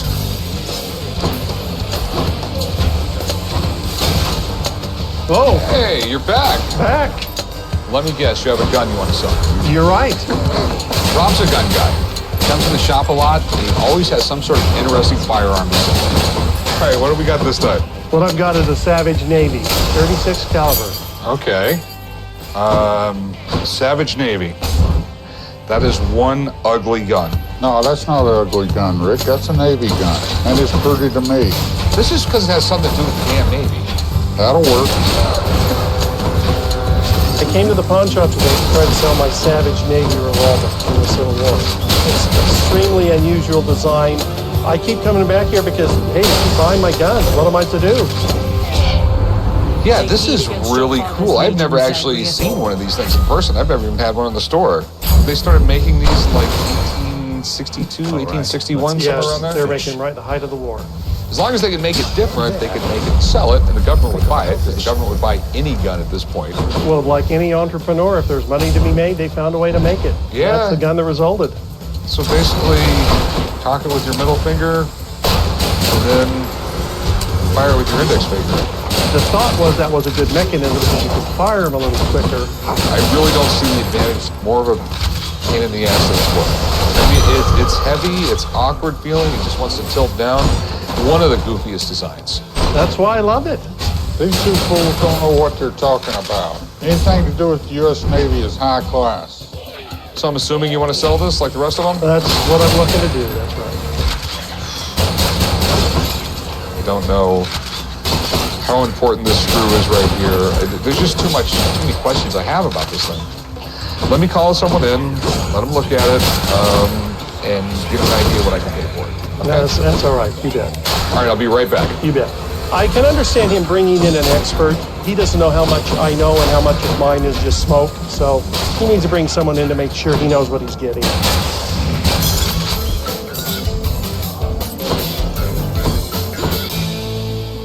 Hey, how's it going? Doing fine. I have an FDR campaign poster from 1944 to sell. Oh, Teddy's brother. It wasn't Teddy's brother. It was a distant cousin. Besides, Teddy Roosevelt was a Republican. He's a Democrat. You couldn't have been that close. Brothers are usually on opposite sides, duh. Okay. I came to the pawn shop today to sell my 1944 FDR re-election poster. I'm hoping to sell a poster for $150. I bought a small collection of posters from someone and I had an extra, so I figured I may as well sell it. So what can you tell me about the poster? Well, it's from 1944. The last time he ran for president, he died right after he got re-elected, so this was a historic fourth term. Yeah, ever since George Washington, he ran twice and let it go for the next guy. That standard was kept until Franklin Roosevelt. He didn't want to quit. Isn't there a law against that? There is now. There's a constitutional amendment against it now. But back then there wasn't. You could run as many times as you wanted as long as you got to get reelected. FDR was one of the most popular presidents in U.S. history. He led us through World War II. And he really spoke directly to the people with his fireside chats on the radio. You might even call him the first social media president. I mean, it's aged properly. This isn't artificial aging. This is how old paper ages. So what do you want to do with it? I'd like to sell it. Because of the condition, its historic value, I think $150. You do realize if I buy this off you, I have to get a frame and all this other stuff. I'll give you $75 for it. Could you do 125? small ones. It's not one of the really large ones. Give me $100. Could you do 115? $100. It's a fair price. Can you help me with 105? Yeah, I'll give you $105. Go write them up, Joe. I got $30 more than what I was willing to settle for, and I was happy I did. Earlier, one of my regulars brought in a Savage Navy revolver. This is a seriously weird-looking gun, and I don't know a lot about it. So I've called in my buddy Craig to help us out. Craig, how's it going, man? Greetings, pawn shop brokers. How are you today? Yeah, the guys call me down when they get an antique firearm that they want to know more about. They want me to evaluate its condition, a value estimation, that sort of thing. This is what I would call a proto double action. It's one of the first double action revolvers, and the concept was that you could shoot a lot more quickly. In reality, not so much. The gun was very complex, so there was plenty of room for mechanical error and failure. Not very popular. They sold about 11,000 out of the 20,000 made to the government. The rest went to the civilian market. Why? Because the gun sucked. So this is civilian. It's definitely not a government-issued weapon. The interesting follow-on, though, is that the civilians often transported them south, and they became used by the Confederacy as well. And for that reason, it's a neat collectible. The Savage Navy is an interesting firearm because it's a technology that, while it led to the double-action revolver, the idea did not work very well. It looks all there. I mean, there isn't any major damage to it besides the finish more or less being gone. There's a screw missing on the bottom. What else is there? Yep, you're right. I know what your next question is. Yeah, how much is it worth? Yeah. You know, the good news is it's not restored in any way, shape, or form. You know, usually when you get a gun that's in this type of condition, someone will have made an attempt to restore it. You know, it's going to be a civilian model, and that's going to be the primary driving force behind its price. Of course, condition being the other driving force. So I would say in its condition, as it sits, the gun's probably worth retail $1,800 to $2,000. Okay. Thanks, man. Thank you. Take care. A bad idea means they don't make very many, and that's one of the ingredients for something being very collectible. You've got a Civil War collection, you have to have one of these guys. $800, Rick. No, I'm thinking more like $1,250. You know, I was hoping to get about $1,800 for a gun. Okay, I think Well, that's we're going to get out of. I think you'll do a little better. They're really hard to find. I know they're a hard gun to find, but they sit around a long time. It's a weird gun, so $1,650. I'll go $1,300. $1,575. I'll go $1,300. $1,550. $1,300. I mean, I can't do $1,300. I'm trapped. Sure you can. No, I can't. 14 and a half. That's really the best I can do. I'll go $1,350. 1,400 and I'll do that. And we'll shake hands and I'll walk away, and you know I'm going to come back with some more cool stuff. Yeah, I'll do 14. All right. I'll do 14. Touchdown. You got to us again. Now that I got $1,400, I'm just going to find another gun and do it all over again. All right, guys, we have history in the making right here. What in the hell you got, son? My Shoeless Joe Jackson book. Earlier, Rebecca, my book expert, said that the signature on this Joe Jackson book that I bought for $13,000 may not be real. So I sent it off to an authenticator who specializes in sports, and I just got the results back. Let me see. Several factors became apparent during our thorough examination that prevented us from certifying the autographs, which means it's fake. It was drawn slowly, excessive pin pressure. The entire small case E in Joe's first name has been erased and signed over the original. Great job, son. Pretty much it's a bunch of stuff saying it's fake. Just shut up. On this episode of Pawn Stars. Hey, I got a 61 Willie Mays uniform. It's pretty amazing. Willie Mays is one of the legends. If it's real, we're talking something worthy of the Hall of Fame. Give me an idea of what you want for it. $45,000. And I'd like to be able to make some money.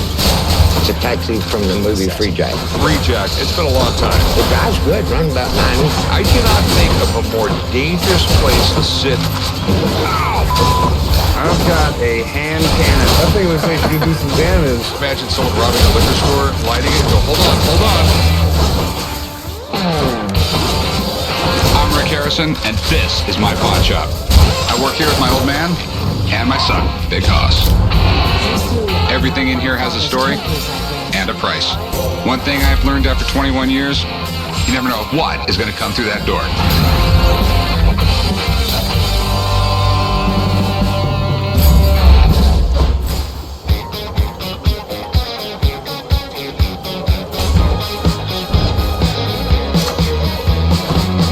Hey guys, What do we got here? I've got a hand cannon. That thing looks like you can do some damage. I can't imagine someone robbing a liquor store, putting the fuse in this thing right here, lighting it, and go, hold on, hold on. Came to the pawn shop today to try to sell my hand cannon. I'm really interested in getting some cash out of it. I would like to try to get $500 for it. The least I would take probably $100. See a fish. Where in the world did you get this? My grandfather was into guns, and it just ended up in my hands. It looks like this was owned by a pirate. There were hand cannons around 1000 AD, basically long pipes. They'd put some gunpowder in the back of it, shards of metal, pieces of bamboo and other things. They would hold it, and they would light it with like a fuse. And that's how the first guns were used. The term hand cannon is used to describe a really big pistol, like something Clint Eastwood would carry in a movie. But some of the first firearms actually were small cannons that you carried and fired like this one. You ready for another go? There was never a pistol built like this. This thing was probably made in the past 20 years, and someone made it as a novelty. Okay. It's a modern gun, but it's a muzzle loader, so I can buy it. The federal government doesn't consider this a gun. The casting looks all right. From the looks of it, how beefy it is, I imagine it would shoot. I wouldn't put a large charge in this thing. This uses black powder. It's a combination of saltpeter, charcoal, and sulfur, and all those things are really corrosive. Old weapons would really get gummed up, and the barrels would get clogged. I wish you would have taken better care of it. You never cleaned it after you fired it. Yeah. Or you fired. Can I check it out? All yours. Thing's pretty heavy. Light it for me. This is a fun little piece, and it actually works. And since it's kind of a novelty, it's going to appeal to a lot less collectors than a real gun. So what do you want to do with this? I'm gonna sell it. How much did you want for it? I was thinking 500. I was thinking more like 75 bucks. Come on, somebody's gonna be interested in that. Someone's going to be interested in that, but not for a lot of money. It's not what your normal gun collector buys. Nothing high at 150. I'll tell you what, I'll go 100 and a quarter just so I can see this guy shoot it. Nice seeing you. All right. 125. All right. I feel good about $125. My wife will figure out how to get the money out of me. She wasn't interested in displaying it in the house, so she'll be happy.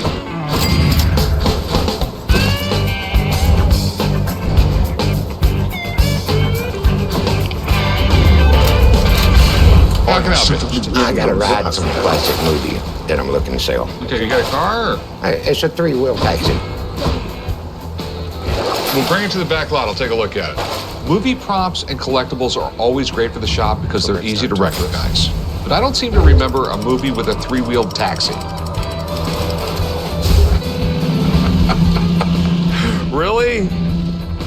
What in the hell is this? It's a taxi from the movie Free Jack. That was a movie about how Emilio Estevez was a race car driver. What possessed you to buy this thing? You ought to see the looks I get out of it. Are they good looks, or? Well, I came to the pawn shop today to sell my taxi from the movie Free Jack.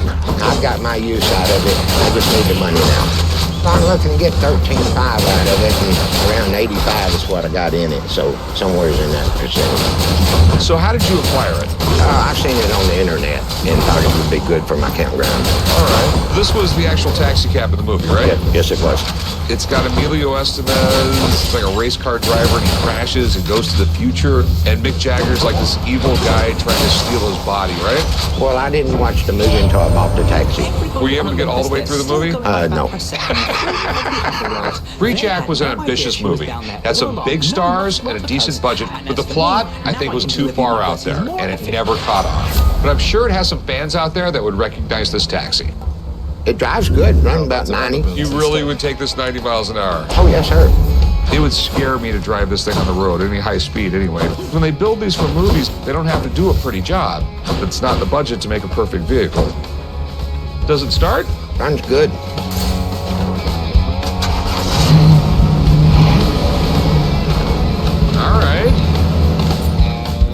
really neat to see how some movie props are built to create something that never existed before. That's one of the things people just love about it. But since a lot of people haven't heard of the movie Free Jack, that could have a huge impact on the price.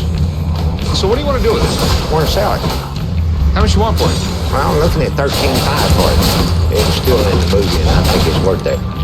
It really depends on the movies. It's a big part of the value. If you have something from Star Wars, Citizen Kane, Gone with the Wind, there's a big following for those movies, and therefore it really drives the price up. What we have here, I just don't know. I do have a buddy that's really into custom bikes and things like that. Let me get him down here, and we'll see what we can do. Okay. I'll be right back. Yes, sir.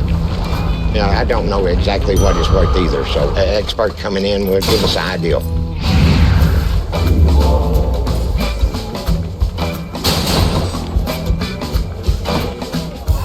What do we got? Hey, I got this 61 Willie Mays uniform. I got his jersey with the matching pants underneath. You're bringing me in something here that's amazing. The home runs this guy could have hit in this uniform, the bases he stole, game-winning catches, all kinds of stuff, which I'm sure he did in his uniform. I came to the pawn shop today to sell my Willie Mays uniform. I'd like to sell it today because I'd like to just cash in on it. I've had it sit in the closet, so it's time for it to go.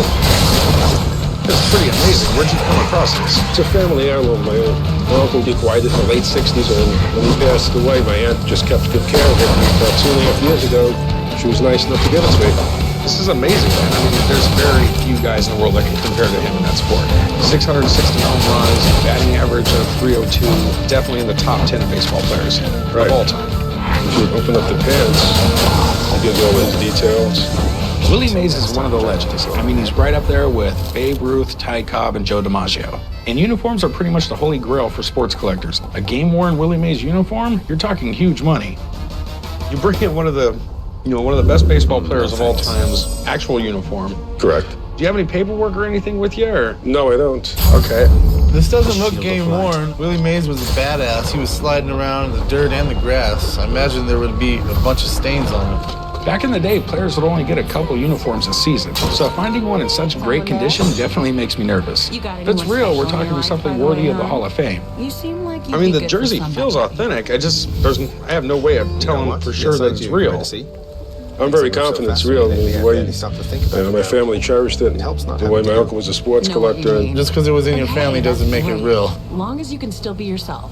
What'd you want to do with it? I'd like to sell it. Give me an idea of what you want for it. I think around $45,000 would be a fair offering. Here you go. I'm gonna need a little bit of proof before I shell out that kind of money. Let me have someone come down here and check it out. I gotta check for authenticity, game worn. There's a million little things that can make this worth money. Sure. Wait and be right back. I'm gonna make a phone call. Thank you. There's no doubt in my mind when the expert comes in to look at it, he's going to be blown away with the condition and the authenticity of this uniform.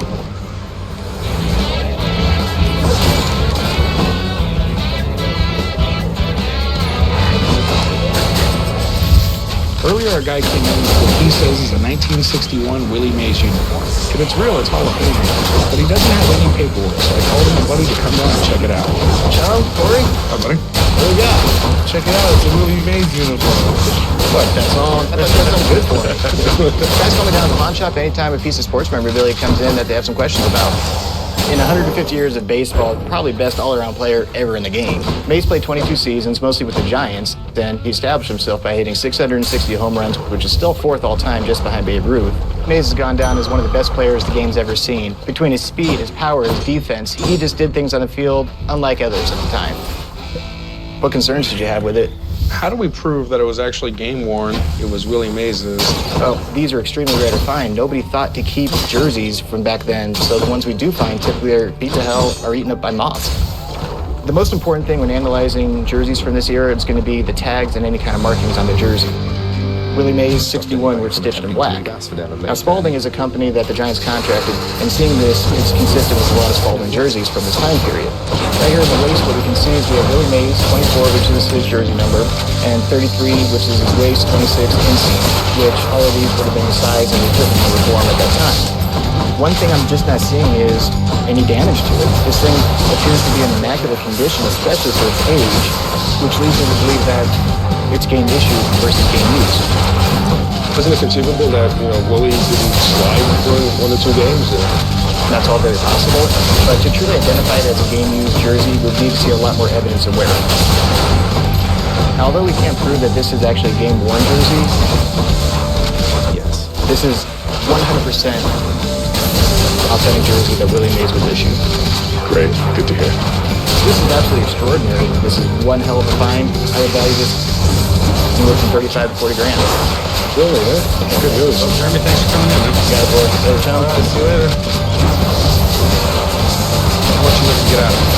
I'd get 45,000. And I'd like to be able to make some money. I'm not going to go anywhere.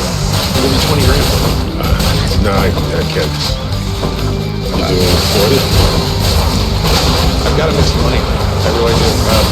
I'll go about 22,000. This is so rare. I think we should be able to defend it. Yeah. Can we do 37?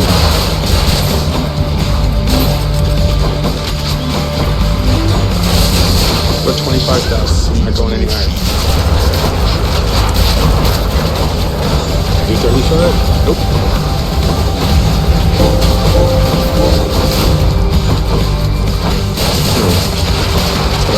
I'm sorry, I don't think I'll be able to do that. 30 grand. That's the best I can do.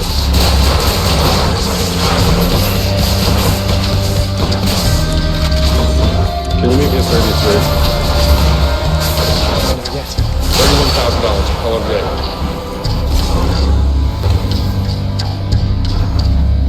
Sounds good. All right. Chum, take care of him. All right. Well, mixed emotions. There was the sentimental attachment. But I think my uncle would be impressed at the price that it actually achieved. I think he'd be very proud of it. Hey, boss. Check out this hand cannon. That's the most ridiculous thing I ever seen. Yeah, but I'll do some damage with that. Earlier today, I bought a novelty hand cannon. Even though it's not designed to be a serious firearm, Chumley thinks it's the coolest thing ever and can't put it down. Chumley, you couldn't hit the broadside of a barn with this. I can shoot a nickel out of the sky. You shoot a nickel out of the sky, whatever the hell that's supposed to mean. You couldn't hit this at 20 feet. I can hit that at 20 feet with ease. It has no rifling, nothing. You just... Doesn't matter, it's all about the aim. I bet you if we take that out shooting, I'll hit a coffee cup, but you're gonna have to give me something like a paid day off. There's no way you're getting a day off, but I'll let you leave like an hour early, just for the chance to watch you make a fool out of yourself. Deal? All right, let's do this. Be prepared to eat my dust. Corey, take care of your prodigal child.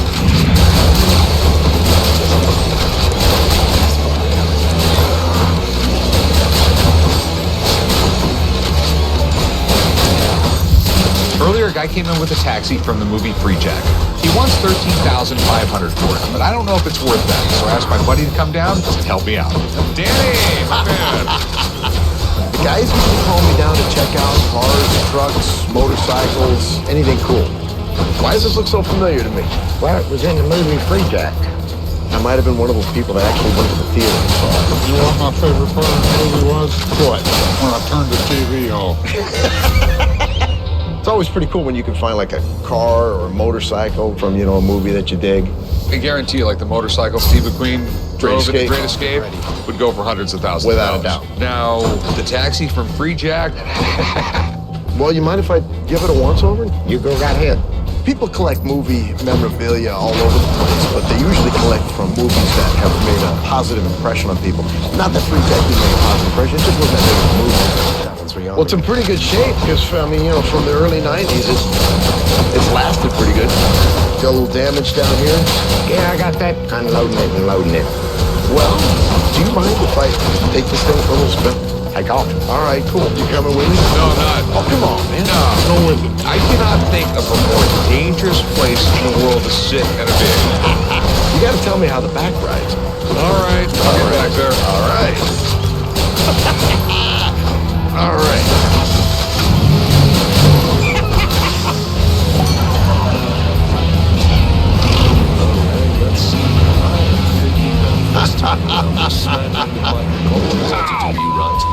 Danny and I recently test drove a Mercedes Unimog, and Danny definitely got the worst of it. I should have known I was in for some payback when Danny had me ride the back of this thing.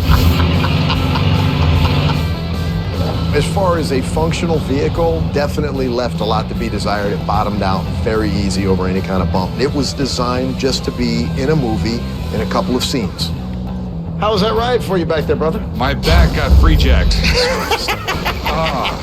So how did this thing turn? Interesting. Kind of feel like you're going to get flung off of one side or the other. But just hang on, like you said. Hold on to the grip. You'll be fine. Danny. Yes, sir. What's it worth? What can I sell it for? That's so hard to know. There's really nothing to compare it to. If I was going to buy this and sell it, I wouldn't get into it any more than $5 grand. Okay, well, thanks, Danny. Thanks for letting me come down and see it. I think it's a good promotional item. Somebody that has a shop or a store, they want to get attention, park it out front, people will turn their heads and look. All right. I'll give you $4 grand for it. I gotta get a little bit more than that out of it. Maybe 65. I'll give you $4 grand for it. I think I'm being a nice guy at 4. Well, you're a nice guy, but I think you're trying to rip me off. I'm not trying to get to you. I mean, you can walk away from this deal anytime you want. This thing is going to be difficult to sell. How about 5? I'll give you $4 grand for it. 5? No. Come on, man. If it was a function, frankly, I'd sell it for you. $4 grand. Well, I guess I would have to. I believe I have to pass on you, though. Sorry, we couldn't make a deal. Okay, sir. Well, we weren't able to make a deal today, so I'm going to keep my ride and keep enjoying it, and people will keep seeing it with my campground on the side of it.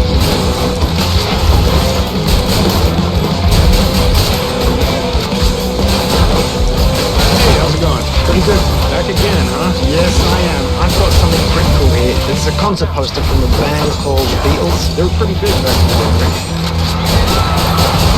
I came to the pawn shop today to sell a historical Beatles concert poster. As much as I love the Beatles, and I'd like to cash in on my piece of memorabilia. The least I would walk away with, probably like $200. So where'd you get this? I'm in a store buying furniture. I say to the guy, oh, nice poster. He said, you know what, I'll throw in the poster for you. The date is pretty significant. This was the last official concert. This was around the time where John Lennon was comparing the band to Jesus. You know, there was people burning their albums. They had to break up because people just got tired of hearing it. Paul and John, I mean, both their egos had gotten so huge out of control. And then you had Ringo, who just really didn't care. He was just along for the ride. No comment from Ringo. Yeah. The Beatles were only together for something like 10 years, and they're still the best-selling band in history. They actually had one last show before they broke up. It was just a glorified rehearsal on a rooftop in London. This poster is from their last legit performance, and that's going to add a lot of value. The condition's fairly good in it. I mean, it's a little beat up, but yeah, kind of to be expected. The paper seems right. It's real, that's for sure. So this was in 1966. Ticket prices were $5, $6, and $7. $5 would be equivalent to like a $30 ticket. And remember, this is in the grandstands of Candlestick Park. They had to probably bring a pair of binoculars to see the band. There could be a lot of these posters out there, but that doesn't necessarily mean this thing is worthless. It's historic, it's in good shape, and it's the Beatles. If this thing doesn't sell in a week, I'll be shocked. What do you want to do with it, my man? I'd like to sell it. Any idea what you're looking to get out of it? How much is it worth to you? Every single shop in San Francisco had a ton of these. Okay. Is it rare? Yeah. Is it super rare? I wouldn't go that far with it. I'd give you $800 for it. I'll be honest, I was hoping a little bit more. Probably $2,000. 1,000 sounds a lot better. Well, in that case, 1,500 sounds even better. What do you think? 15, huh? Then I shall make it clear to you again that I am up. All right, man, you gotta do it. I didn't jump on the $800 offer. I could tell he appreciated what it was about, and I took a risk. Today was a good day for profit.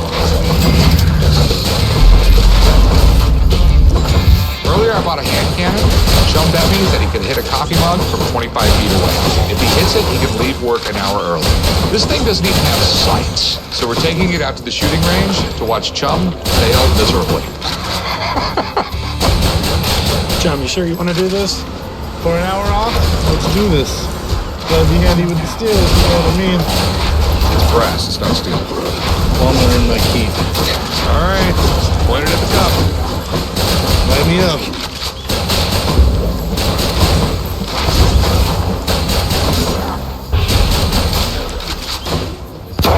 Oh!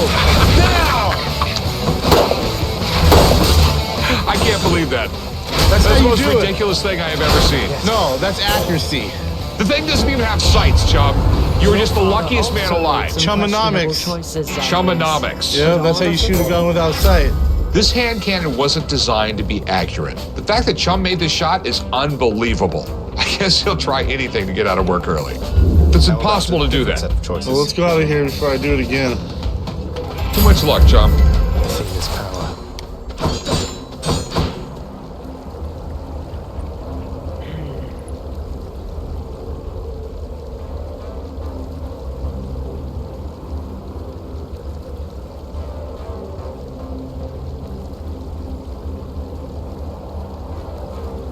Up. Should have done it earlier. Never mind though.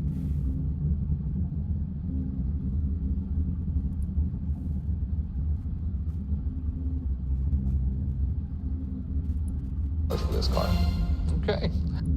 Okay. And there's only, I believe, 2 pinks known, and one is a prototype, and the other one was an early production.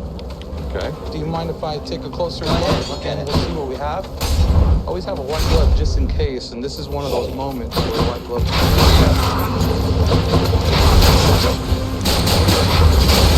Different base than the early production one. This is definitely a prototype, and there's certain things in the lettering, the bumpers, even like walls that's only available. Some of these tools are just raw to it is in there.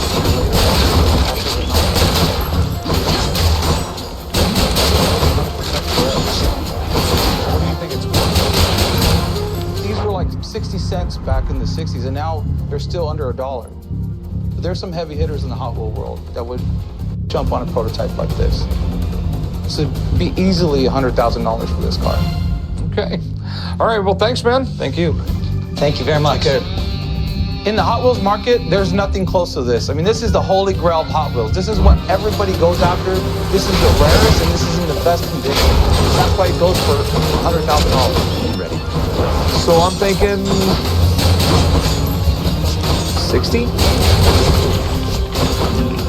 Nah, we're not in the same neighborhood. I'll go 65 grand. No, I'll go down to 140. I mean, I go as high as 70. Nah. It's just not going to do it. I guess when you're talking about world record cars and the holy grails, kind of what I want to sell it for one day and somebody else wants it today, and I guess today's not the day. Well, thanks for coming in, man. Thank you very much. It was cool to see it. Okay. Thank you. Have a good one. You too. Unfortunately, this is truly my pink baby. I appreciate his offer of $70,000, but in this case, I think this car is worth probably at least twice that much. Hey, Rick, what are you reading? I'm reading Sammy Davis Jr.'s memoir. Why? What is it now? There's a lot of people out there with really interesting lives, and it's fun to read about it. Kind of like my life? I imagine your life is pretty boring, actually. I like it boring. My life would be the best memoir ever. Well, first off, Chum, you usually write a memoir after you accomplish something. By the time I was 32, I traveled around the world, been in a war. What have you done for God and country? I was in a war too. Really? There's a war on these streets, Rick. You gotta be careful out there. I don't even know what to say. Chum, if that's what you want to do in your spare time is write a memoir, you go right ahead. I'm just not going to do it. I think I just might. Woke up in the morning, took a pee, and brushed my teeth. Never mentioned washing teeth. Hey, how's it going? Fine, fine.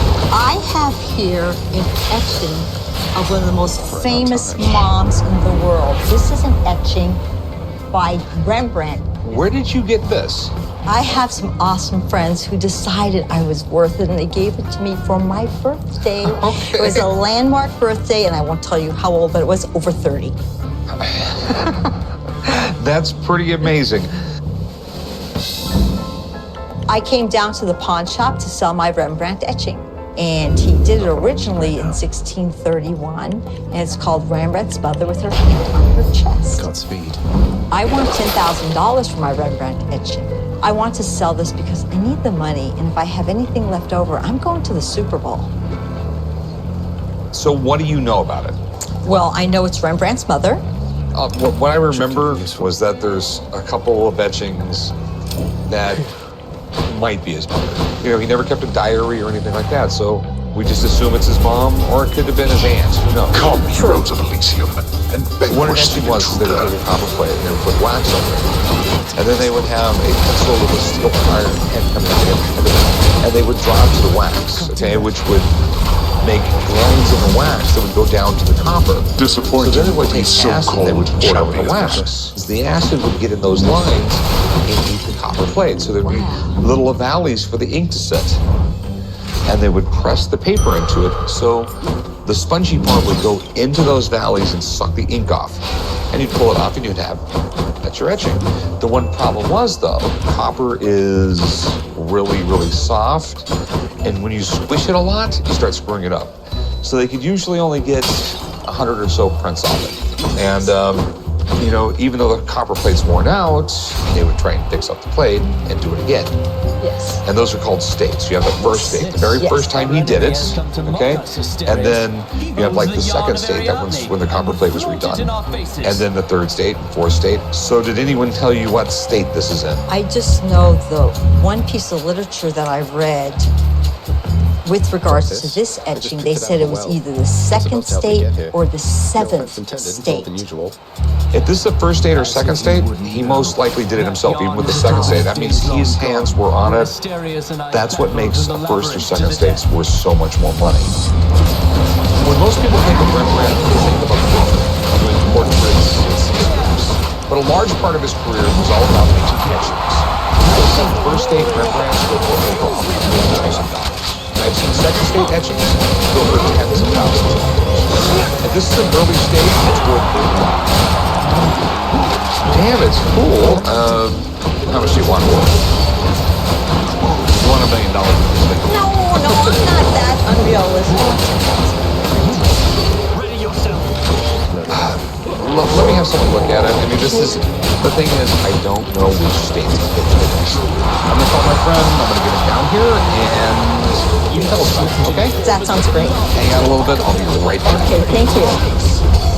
I am cool with Brick calling in an expert because I don't know what state this etching is in, so this will be both for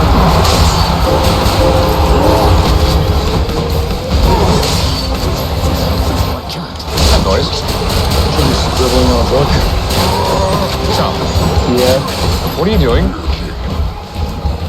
I'm writing my memoir. Dude, you are not going to sit around and doodle in your book all day long. Chill out, Rick, all right? Don't be a hater. You have a real big role in the book? I would think so. Helped you out a lot in life. Well, Corey's more in the role of helping me out. You're more in the role of the villain. And the villain. To say, just know you have a big part in the story. What role am I playing? You're pretty much like the hero that, you know, stops the villain from attacking all the time. Well, I am the hero. Can we please stop discussing this nonsense? You know what? Don't be mad because you're the villain. I am not the villain in your life. You would still be flipping burgers right now if it wasn't for me. I don't know how I am the villain. Probably gonna put this conversation in my memoir. This I gotta read.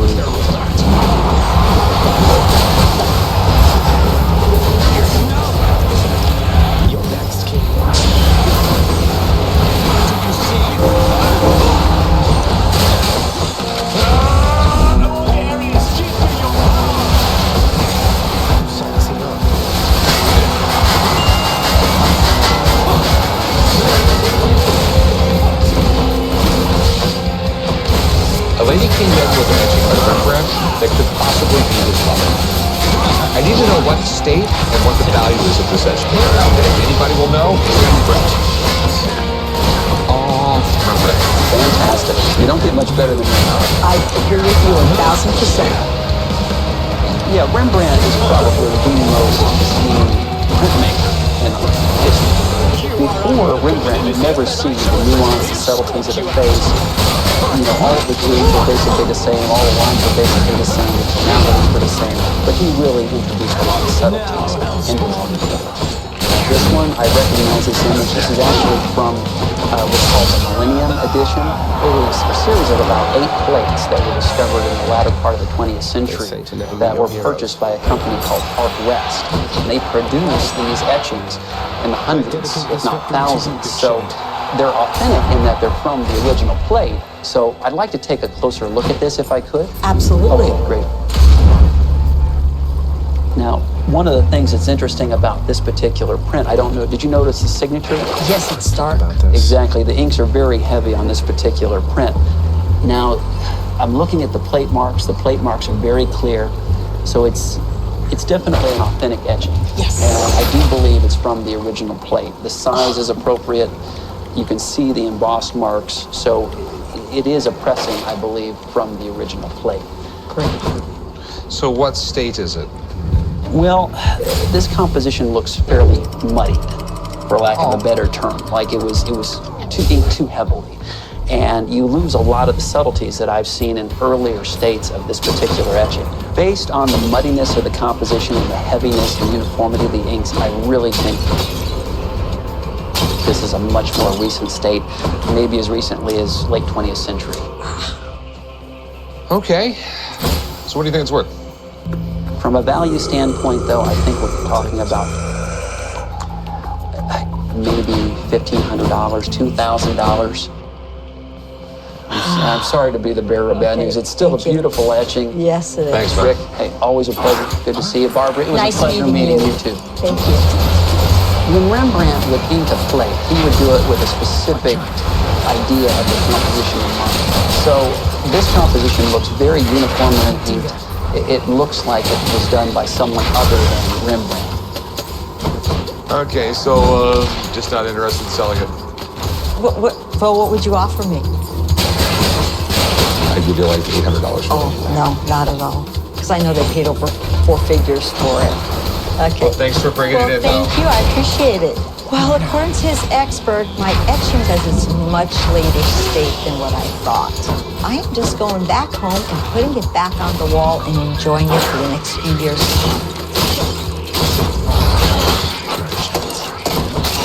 Dad. Why? Banging it is not going to make it work. Book's done.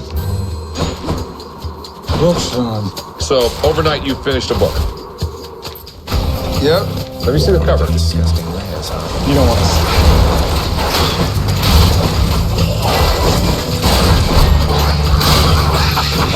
Pretty good picture, huh? You look like that Manson guy. Let me see the book.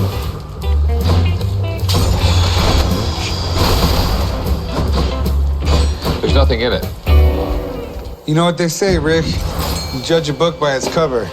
And that's one hell of a cover. They don't judge books by their cover. There's going to be some good content in there, too. And what's the name of this book? Well, it's a working title right now. I was thinking maybe The Book of Chum.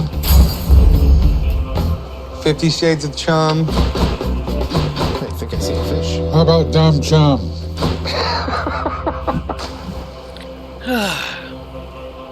On this episode of Pawn Stars, I have the king of Morgan dollars, 1895 Philadelphia, Proof 64 cameo. This is one of the rarer ones. What we have here is the original jukebox. Symphonia. A Symphonia, yes. Okay. This is a rare item. Wow, these are nice. Cool. 1972 Williams line drive pinball machine. You don't find it in this condition. There you go. Oh, wow. Yep, that was your first score. At my shop, family comes first, and money comes second, depending on who you ask. But the best part, you never know what's going to come through that door. This is Pawn Stars.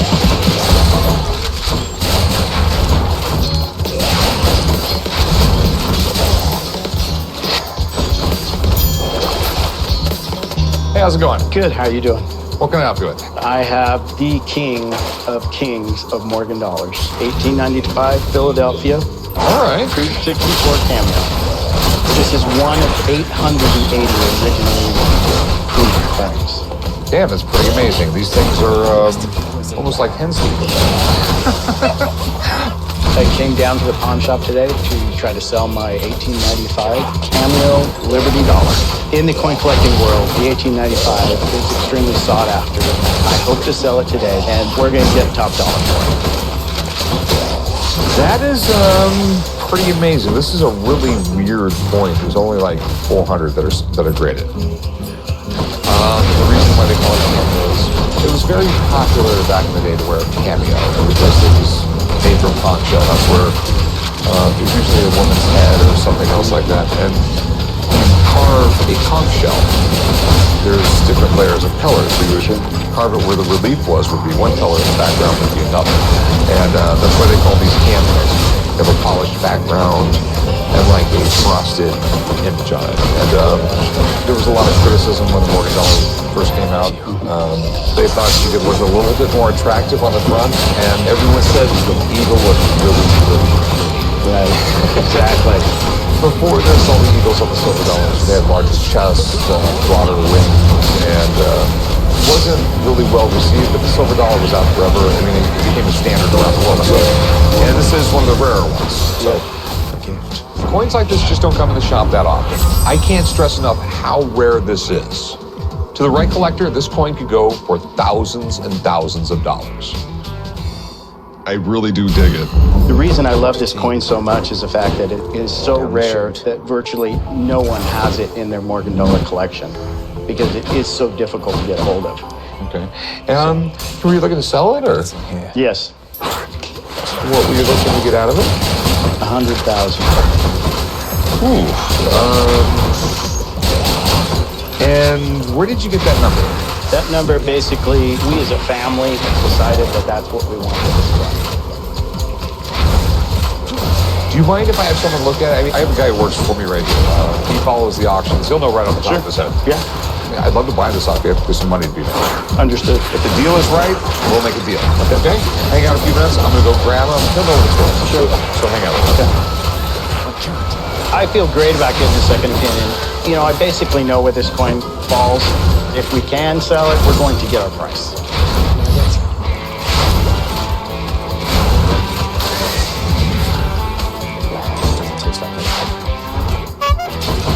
What do we got here?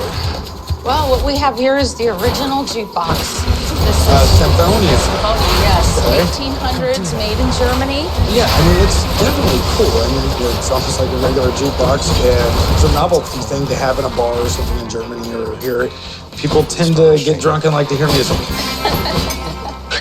In the name of Hades. I came down to the pawn shop today because I'd like to sell my Symphonian.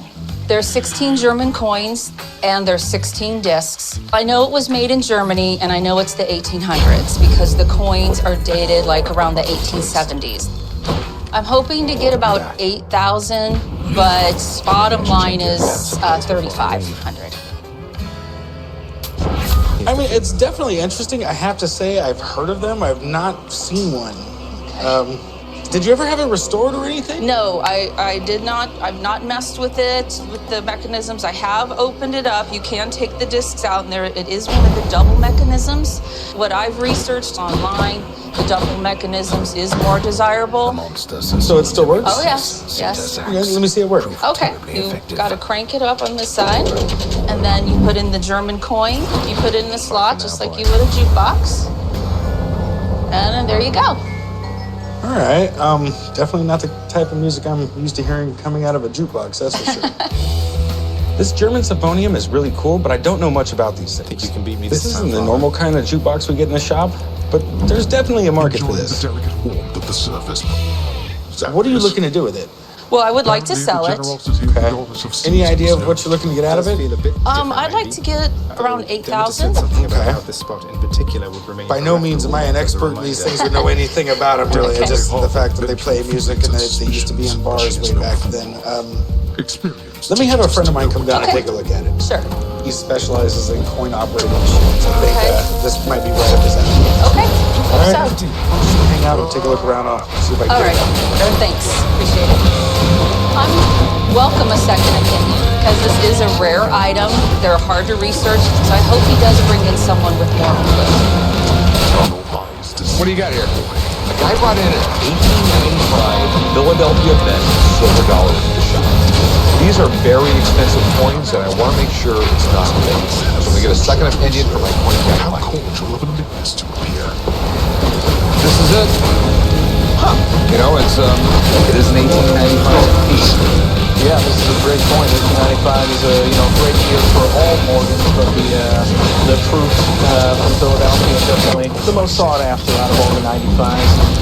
You can obviously tell this is a proof coin. That proof finish there, that high mirror finish there on the fields, definitely is the first indication of a proof style coin. I think only 880 were made, and about half that are still in existence. Okay. They do pop up, but still very rare.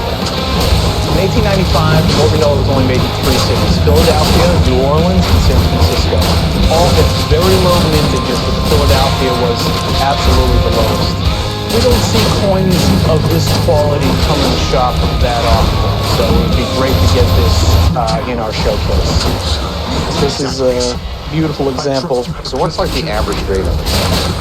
Above grade 60 is about 200, to my knowledge. Okay. Now, when you get up to 64, 65, considerably less. Double hundred? Yeah, yeah, 45. Yeah, maybe 45. Yeah, absolutely. So any of these kind of brought in? Yeah, there have been offerings on the market this year. 64 cameo? In 64, from both trading companies, NUC and PCBS. What were you thinking if you were looking at I was asking 100,000.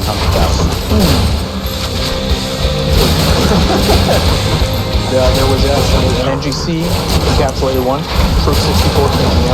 I believe it went for 52,000. And there was also a PCGS rated one, same exact grade, Proof 64 cameo. And I think that went for a little less than 40,000. Okay. I wouldn't want to get any much deeper than that, but it's your money. You tell me what you'd like to do. It's a beautiful piece. I'd love to see it in your collection. Thanks, Mike. Yeah, not a problem. Hey, thanks for showing me for me. Appreciate it. When you said $100,000, I just wasn't really sure what he was basing his number on. Never gone for this much at auction. Maybe 10, 15 years from now, but in this day and age, it's not happening. You have to understand, I mean, when you start talking tens of thousands of dollars for a coin, there's such a finite part of the population that pay for this stuff. I have a few regular customers I can call, but they're not going to pay me much more than $50,000 for it. If you want 40 grand for it, I'll give you 40 grand. That's a great offer. However, I'm gonna have to stick to my guns. So you're gonna stick at 100 grand? I am. Okay. Maybe we can sell it 20 years. Have a nice day. Thank you so much. All right. I know someone out there is going to pay that $100K for it. I'm not really too concerned about it. I was really hoping that you would just fall in love with it and just have to have it.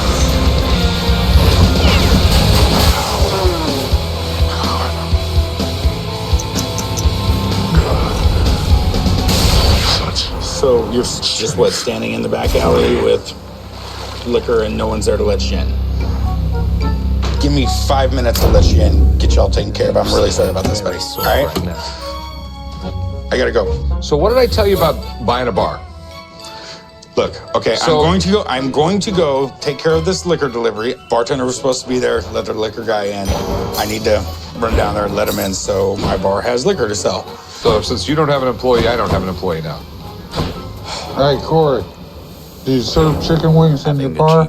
No, we don't serve food. What does that got to do with the price of tea in China? I'm not asking, I'm letting you know I have to go. I need to take care of this, okay? Bye. And the lack of anything. I'll make it up to you, I promise. The sheer mundanity results. Yeah, our place is going to go under unless you start serving chicken wings. Nick, how's it going, man? It's going good. A customer brought in an old German symphonium that is a lot like a jukebox set you would see today. I don't know much about it, so I called in Nick to help me out. Hope you enjoy yourself. This is a real symphonian. You know how you know? You can tell by the logo in the front. It's got the harp with the S in the front. Okay. I've heard of them. I don't know much about them. What do you know about them? It was made by the Symphonian Company, and they made other forms of music boxes also that were cranked. But these were made so they could be used in Hofbrau's or bars. I'd like to hear it work. Can you turn it on? Sure. I know she cares deeply about this house and everyone. Well, that's nice to know. She cares about my work performance. I may not use those exact words. Very cool. Symphonian started manufacturing around 1889. A Symphonian is basically an overglorified music box. They were very popular. They made a lot of them. When Thomas Edison invented the gramophone, that was it. These basically went away. This one looks like a really beautiful, unrestored shape. Thank you. Do you mind if I open it? No, please do. Great. What makes this piece really unique is that if you look, it has the double combs. Most symphonians or music boxes of this kind were flat, and they usually only had one cone. But the two cones allowed them to make more complex orchestrations for these tunes. Oh. So are these discs hard to find? Or? Yes. They're hard to find, and they're specific to these machines. You can't just use any Symphonian disc in here. And then the extra discs are down here. Well, that definitely helps the value of this, because this way you don't have to hunt around for more music to play. Yeah, there's 16 discs and 16 coins. Kind of suck if you had to keep playing the same song over and over again. Yeah. Wow, these are nice. So I've never had one. I've never seen one sell. What are they going for?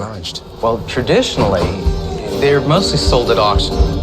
And one this size and in this unrestored condition working, they're picking up around 26 to 35 at auction.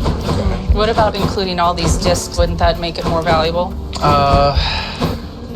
Not really, because if you didn't have the discs, it would honestly worth a lot less. Okay. Nick, I appreciate you coming down, man. Okay. You're welcome. Thank you. Thanks for the You're information. welcome. You're welcome. Educational. You're welcome. Thank you. Good luck with it. Okay. It was nice to hear from the guys about looking at something different coin-op. See something that was basically a coin-op jukebox from the late 1800s was really cool. You know, I gotta go with my guy. What are you willing to take? I really was kind of hoping to get like 4, you know, going down to 4 and. Okay, I'm at about 1,500. I can do 35. And I think you'd be able to sell it for more than what he's thinking. The fact that it has the real German coins, which are dated 1800s, that 6 the coins disc. like that, a dime a dozen. But the disc you won't. If there's one thing I've learned since we met, this is a cool thing. It is. Here's what I can tell you, though. I've got my guy telling me that I can get between 25 and 3,500. The person selling it to me telling me I could get more. You see where I'm coming from? Yeah, I understand. I'll tell you what, I can do 1,800. That's bottom line, best I can do. You know, I always wanted to be a mother, Zacharias. I just think that would. After you were born, that just wouldn't work. I was certain I was really hoping to get more than that. Then one fine morning, Story of my life. I life. I appreciate you bringing it down. If you change your mind, I'm here all week, all right? Okay, thanks. I'm really disappointed. I really didn't want to bring it home today. I really wanted to sell it. I just think 18 is, it was just too low. It was too low. Dude, you look rough. Take a quick look. Yeah, it's because I was working all night long. Did you get any sleep? Like an hour. I had a bartender call out last night. I needed to run down there and actually work the bar. You need some help over there, dude? I've saved drinks before. I worked a couple birthday parties and a bar mitzvah or two. It's scary, but... You know what? I'm a people person. I'll come work for tips. All right, chum, you can fill in. Just please don't screw it up. You know, I was second up for the movie Cocktail.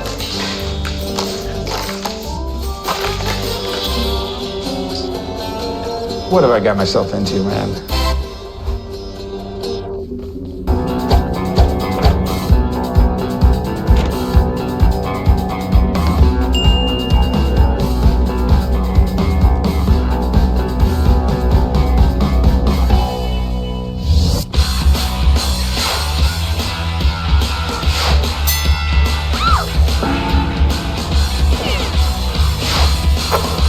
So what do we have here, and how in the hell did you get this through my door? Hey, very carefully.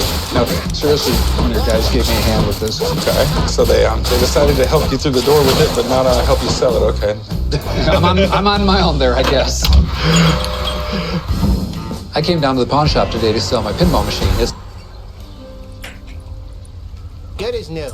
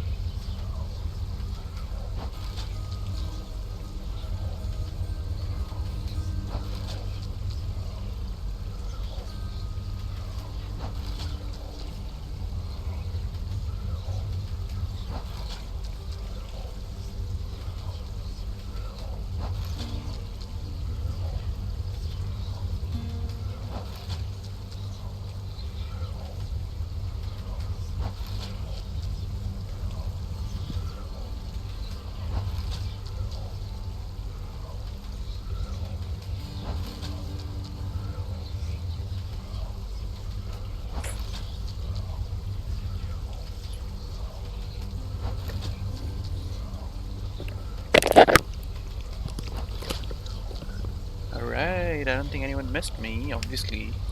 It's a 1972 Williams line drive baseball pinball machine. They didn't make very many back in the 60s and 70s, so I was thrilled to find it. I used to be a pinball wizard, but I'm just too old now. All right, so tell me about it. Well, this was popular in the 60s and 70s. Williams made several versions of this kind of game. Okay, this is almost the end of this era, too. Oh, it is. After this is when it got really, really electronic and video games just kind of took over. Right, and the new pinballs became more like video games, too. Yeah. In fact, they quit the pinball business in the 90s. I think their main thing is just slot machines. A lot more money in that. Absolutely. This is a rare find. I got it from this collector down in Austin, Texas. He's redone all the cabinet. He found new control panels, things that were not available any longer. And the big feature on it is it's got this animated back glass where the players, as you score runs, they will actually physically get up and run around the bases. Okay. What makes you want to sell it? Well, I've had my day with this one, so time to find a new home for it. So does it work? Works 100%. Well, I'll tell you what, set it up to where I can play it real quick. After I play it, if I decide I like it, maybe we'll talk some money. All right. So we press a button. All right, that's the sound you want to hear. All right. All right. The secret is pitch first and then swing late. Okay. All right. There you go. There, that was your first score. I can do this all day. That's great. These old pinball machines are really cool, and the market's pretty good for them. If I can get this for the right price, I should have no problem selling it. And that was it. That was your out. All right, so what are you looking to get out? $5,500. $5,500. That's a good deal based on this condition. The condition looks great, man. I just kind of feel like that's probably what I'll get out of it. Well, I think you can get more if you get the right collector. Yeah, if I got to find the right guy, I don't want to. It may take some time. I'm gonna have to resell it. I gotta make money. That's it. I'll do $3,500. I'm thinking $3,500 is a pretty fair offer on it. You don't find him in this condition, though. What would you sit at $4,000? I'd take $4,000 cash for it. Who dies next? $3,750. You got a deal. Yep. All right. Thank you, sir. Let's go do some paperwork. All right. Thank you, sir. I hit a home run. I paid $800 for it. I'm thrilled at $3,750. Earlier, I let Chum pick up a bartending shift at the bar. My dad and I are heading down to check in on him. I'm praying he has to destroy the place.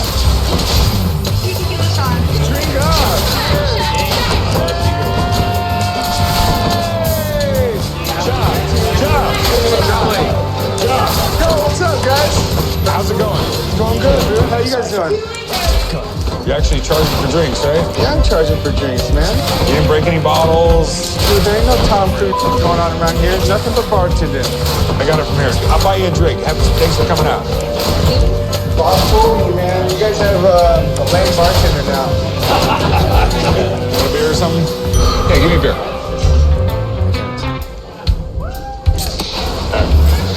$9. $9 for a beer. You can afford it. I'm not going to pay for beer in your bar. You're not going to buy a beer at my bar. No, they're free. You don't give me free stuff at the pawn shop. If a father's son owns a bar, he drinks for free. It's a man law. This is a new business, man. I'm struggling here. Well, I guess I'm not drinking at your bar. All right, well, beat it. It's not a crowd I want here anyways. Hey, Chum, will you do me a favor? What? Anything for you, boss. Get your fat ass off my desk. It's not a favor. Yeah, it is. What's up, guys? Oh, just work. Yeah, it looks like you guys are real busy. What's that right there? What are you talking about? Oh, finally getting to you. What are you talking about? You guys, Corey's got some gray hair. I don't have gray hair. Yes, you do. Silver, whatever it is. Hold on a second here. Other side. Get the hell away from me, God! Oh, there's one over here too. Look at that one. I have blonde hair. You're just denying the fact that you have gray Because hair. obviously you haven't been eating any carrots because your eyes are bad. I don't have any. कर दे मेरा दिखा कर दे मेरे को वो जो और फिर दिखा एक मिनट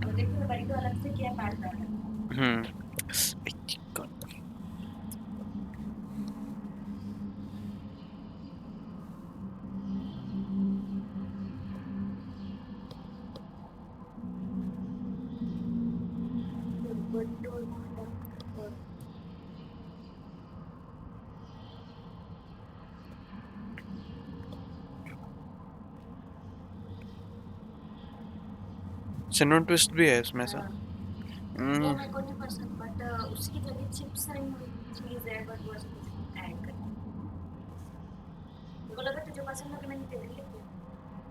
क्या नहीं ऐसे इसके साथ नहीं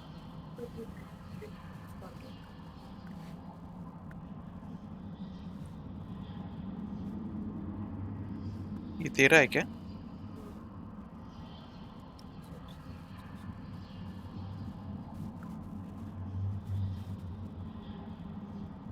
किधर था वो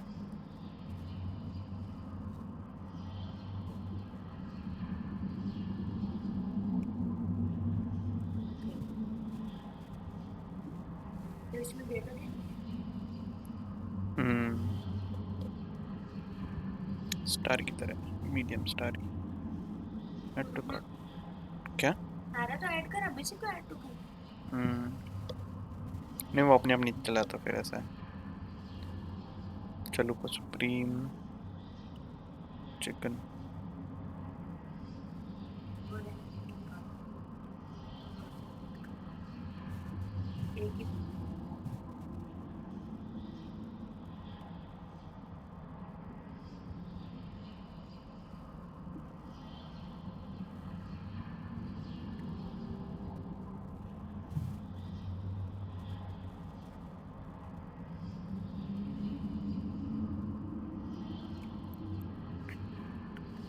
तुम 3 क्रंची टाको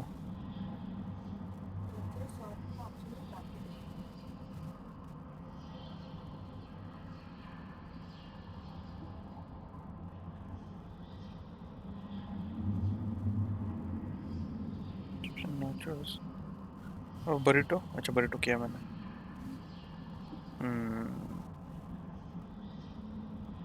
तो मेरे को और कुछ तो करना है फिर ऐसे ऐसा कुछ तो से पटकदार ऐसे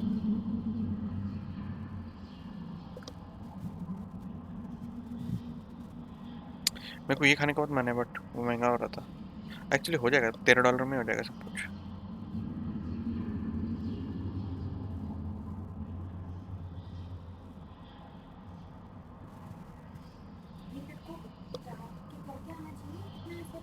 ए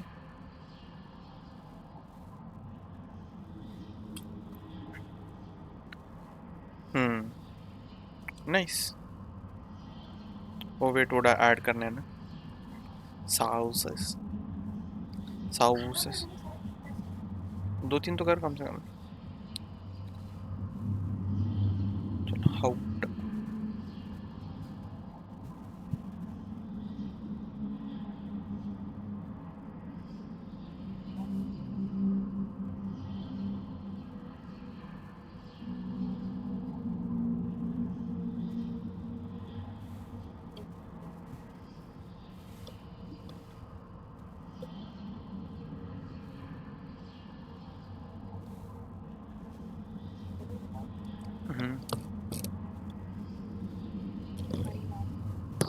दिखा सब कुछ करके भी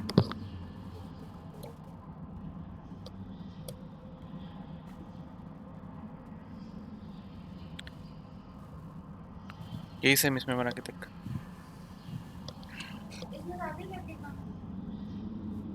इसमें भी 0 है ना delivery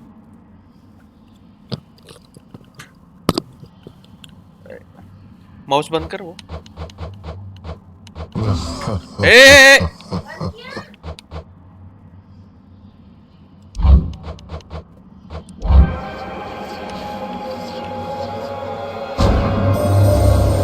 pleases me immensely, son of Hades, to have seen the goddess Nyx again.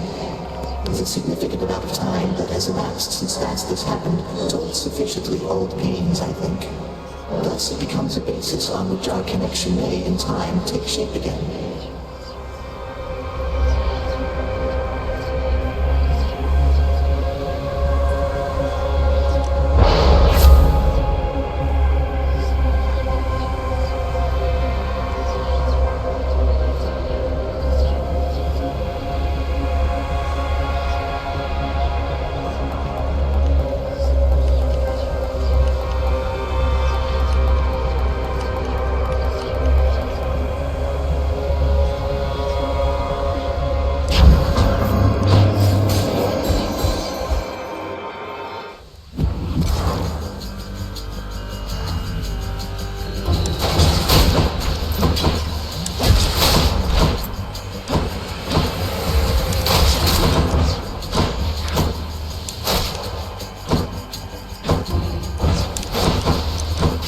That was close.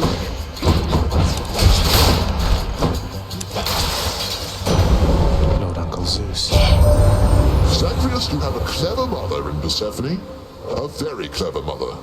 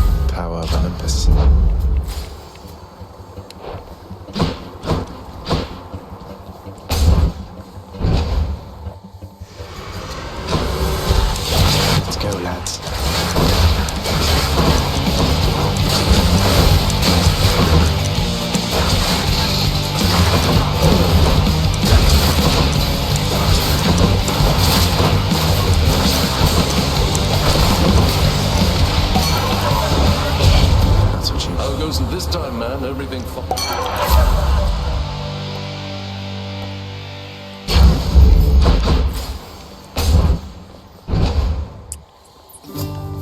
Prince Zed, not working yourself too hard of late, are you, Prince Zed? Remembering to... I think I'm managing, thanks, sir. Though, back when you pushed Baldy rather than talk Yeah? to him, I suppose you didn't have much of a choice, did you? Well, it was work, you know? Even your father has to work. Of course, I've since retired. Good idea.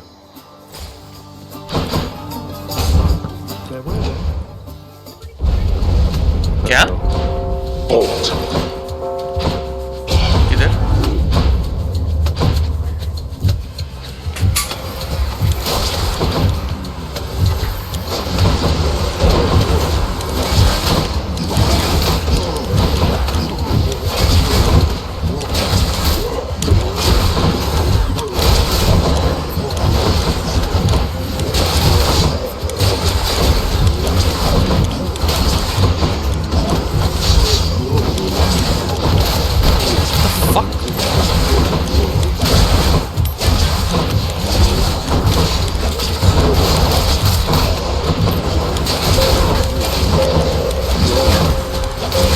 Who else?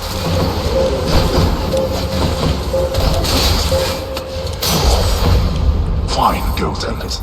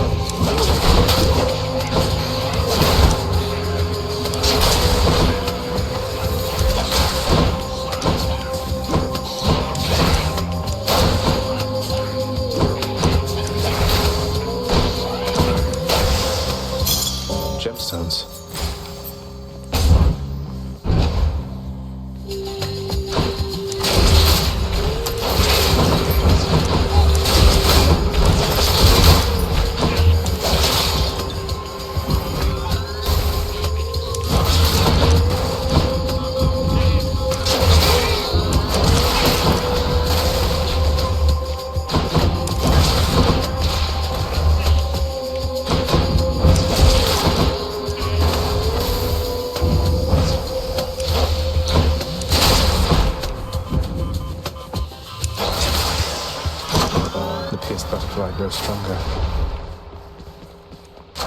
Delicious.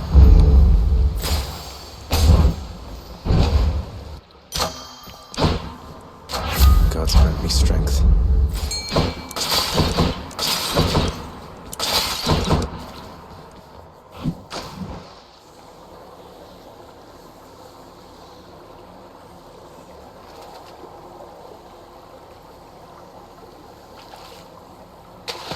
Come on. Might win this round, fish.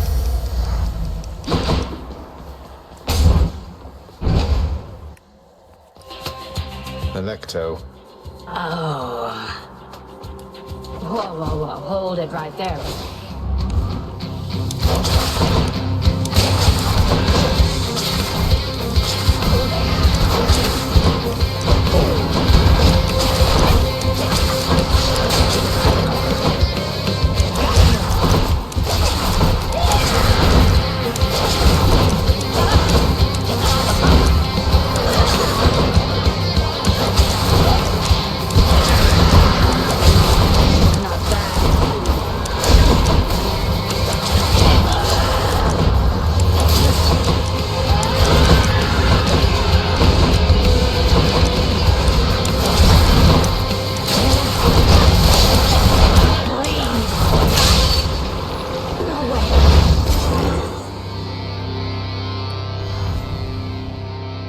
She's tough.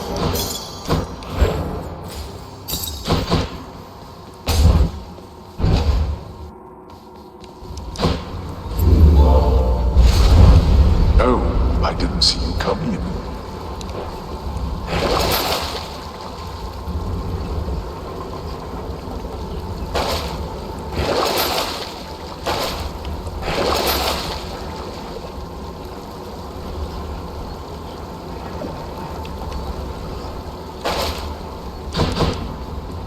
See you, Tartarus.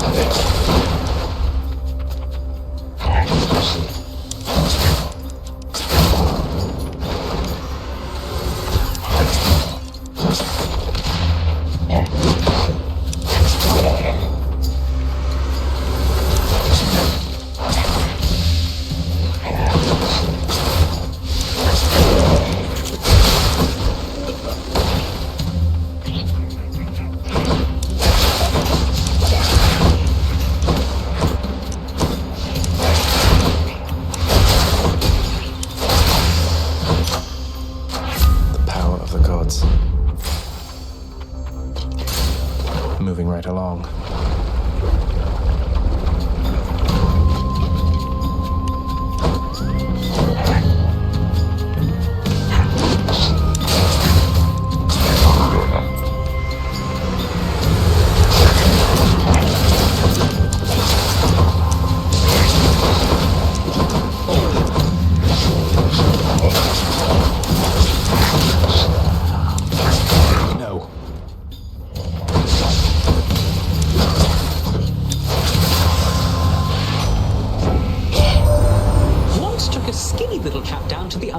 Got the business end of a sharp spear, he did. He had it coming, though. A lot of lying and cheating and the like. Last that I heard, he's still making his amends down there.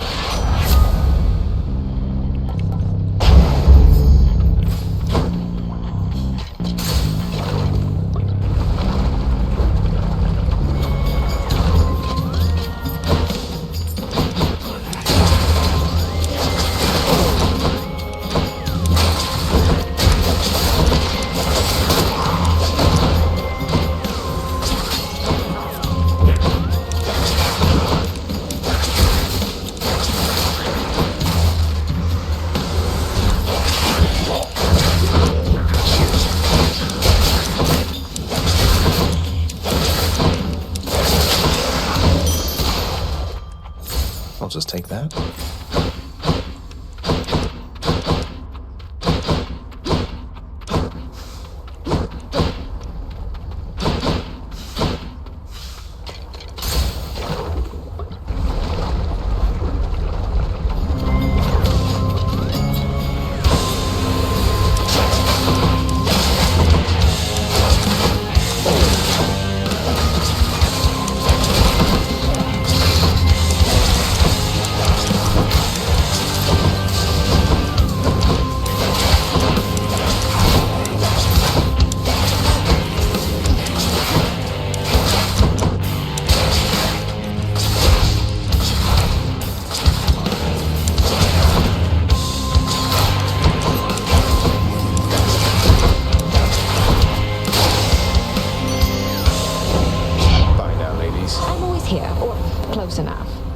through whatever troubles you may face, my little...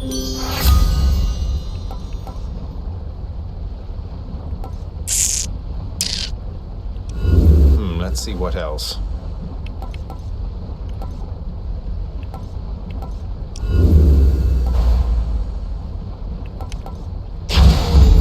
I'm all worked up.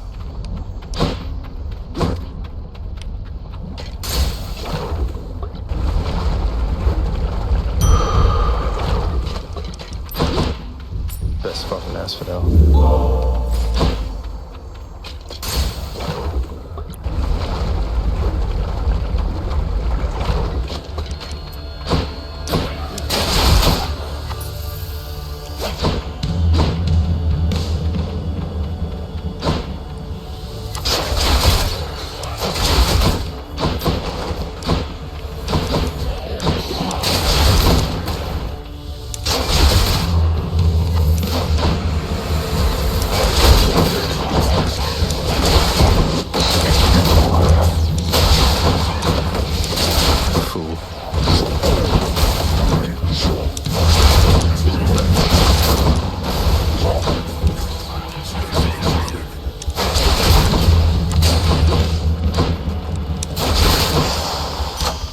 Just what I wanted. Powered up.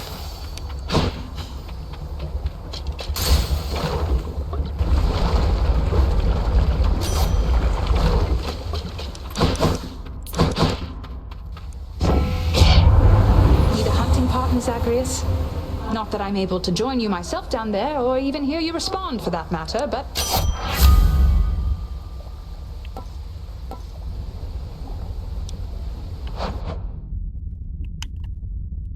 What?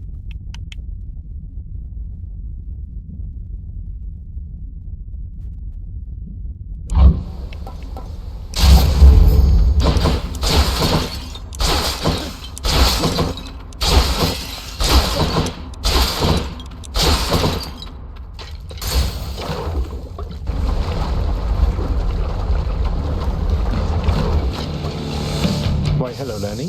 What have you been up to since I last destroyed your multitude of heads?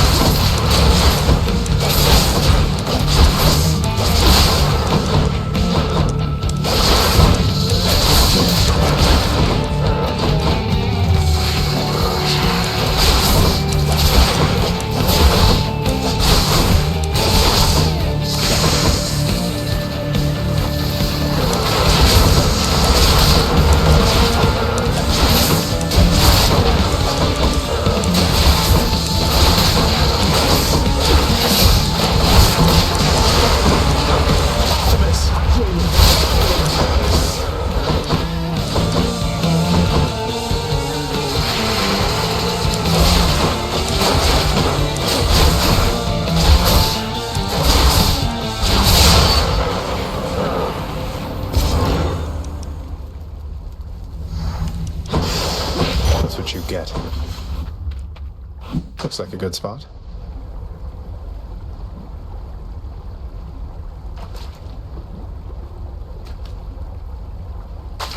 Got a bite. Just a crustacean.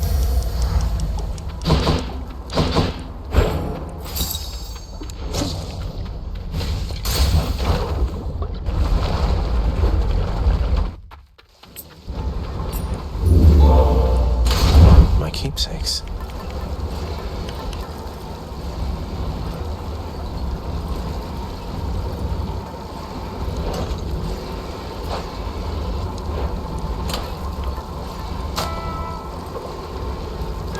All set. Should I take the trade?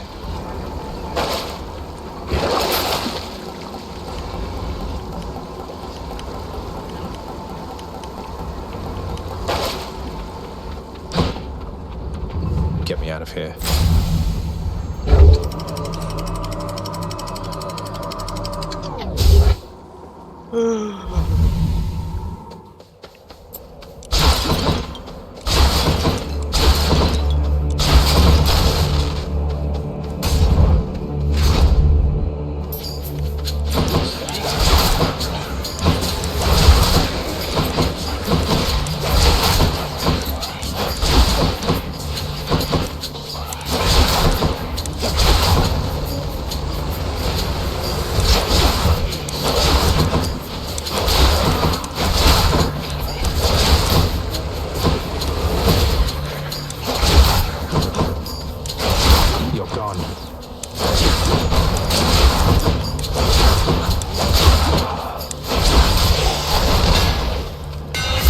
time to mix up my style.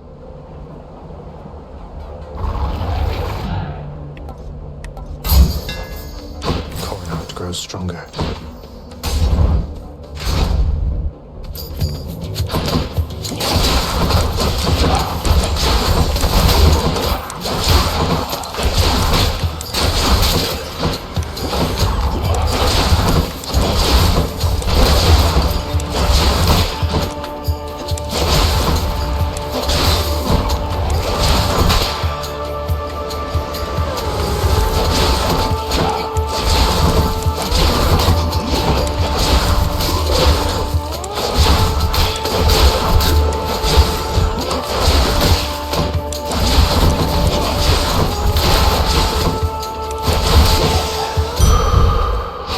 Feeling good.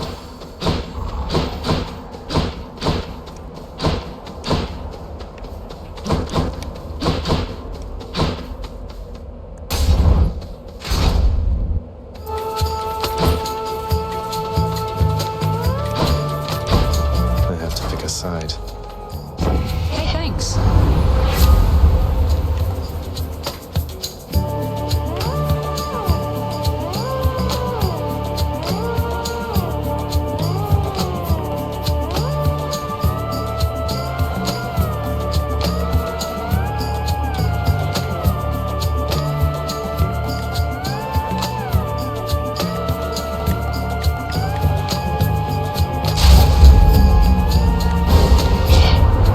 It's not that I'm upset or anything here, Zag. You know I'm not. But truthfully, I am a bit annoyed. You'll get over it.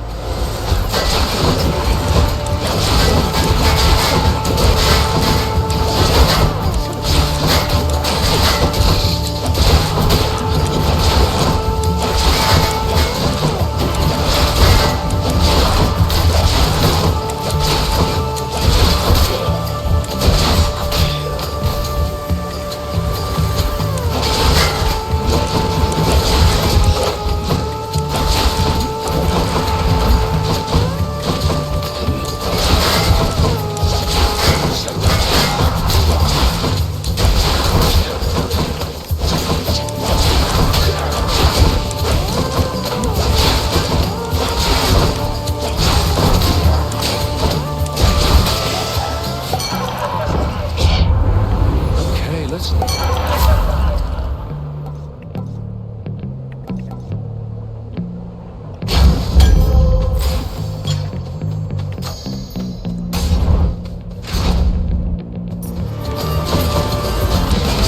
There you are, gigantic soul catcher.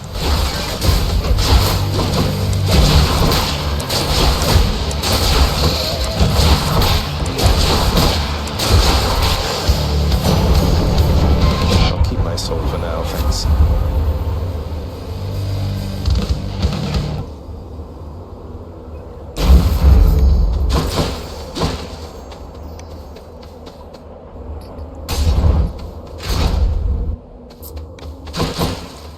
Fountain chamber.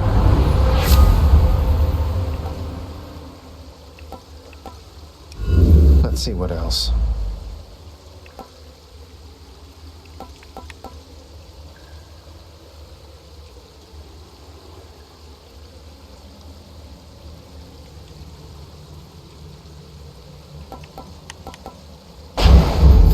The haste of Hermes.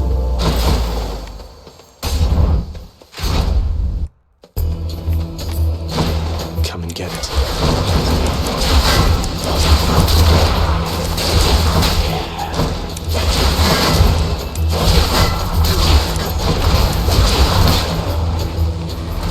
There's more.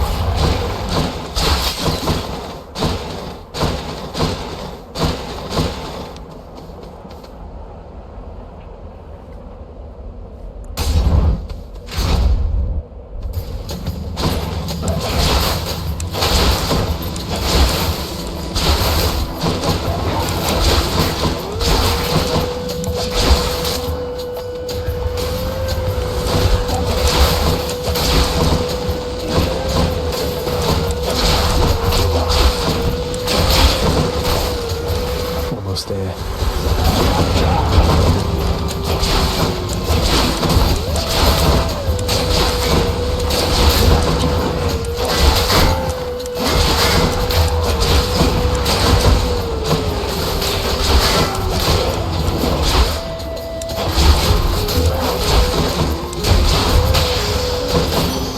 Hi, Aphrodite. Olympus, I accept this message.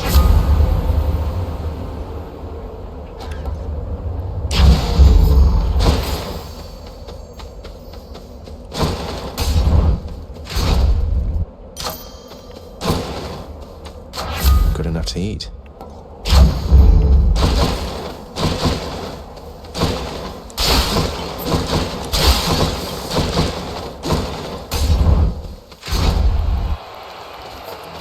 Gentlemen. Try as you might, monster, you shall not shake either my own resolve or...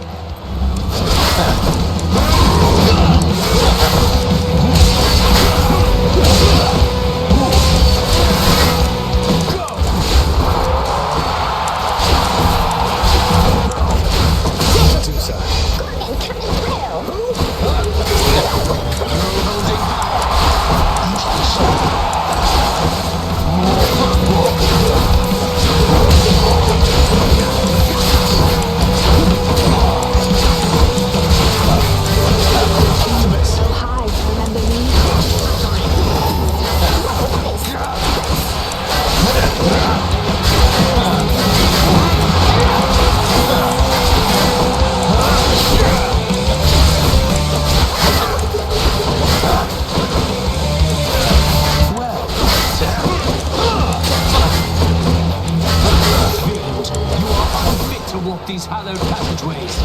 Goddess Athena, lend to me your strength. Good sight, she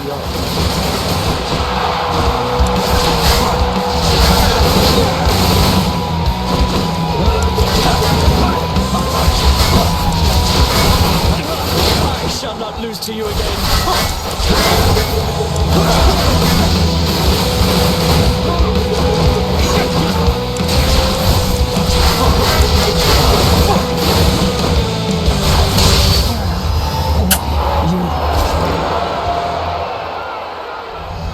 That ought to make Theseus shut it for a bit.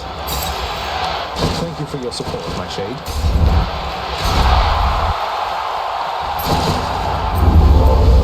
Cerberus is patiently at work in stabilizing fear.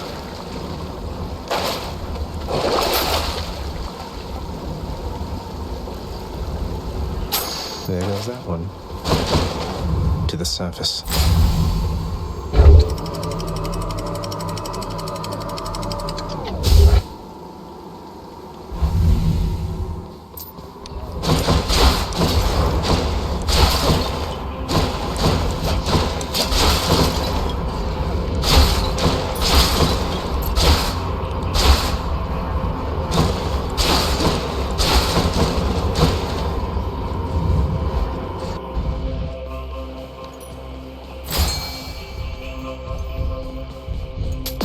I'll pay for that.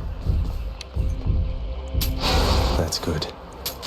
Gods grant me strength. Better blessing. The power of the gods. The fishing point.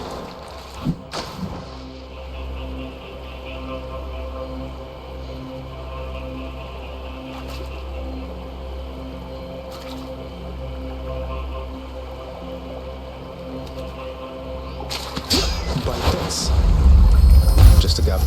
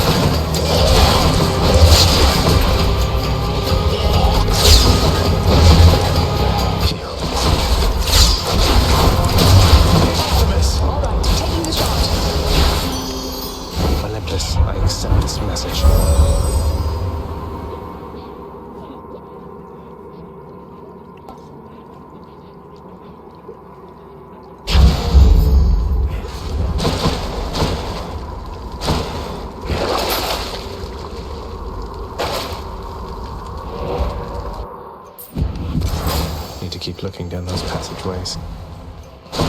That's quite a stash there, Charon. Just what I need.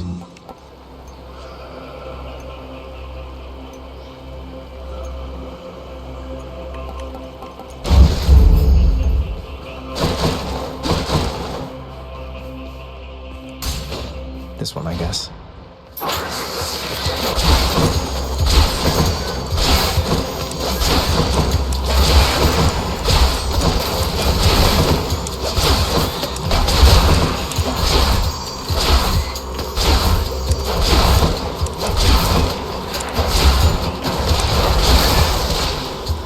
Tasty. Whoa.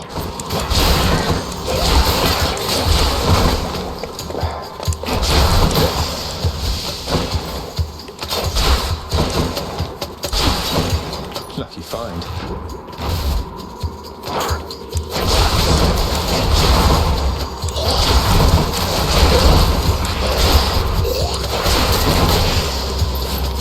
Tasty, sort of.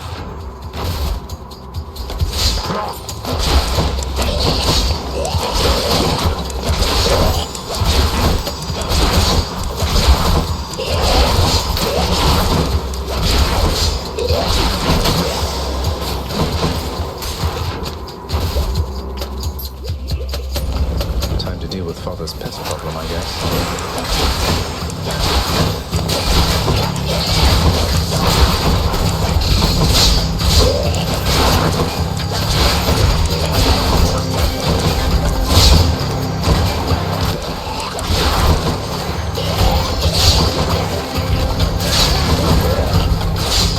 Need a cure.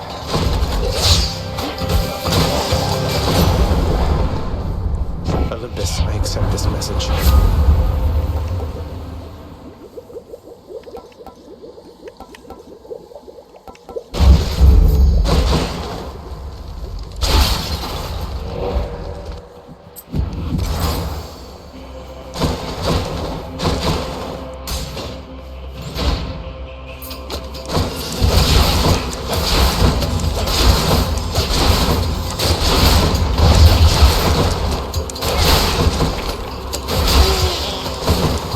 What is this stuff?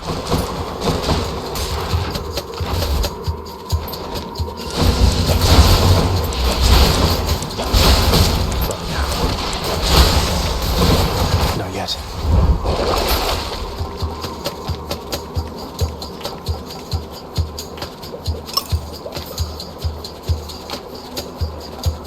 I'll take it. Not poisoned at the moment, thanks.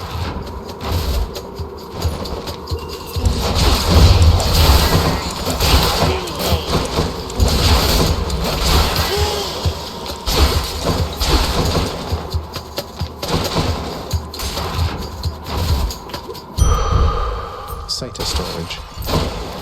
A sack fit for a huge three-headed hound.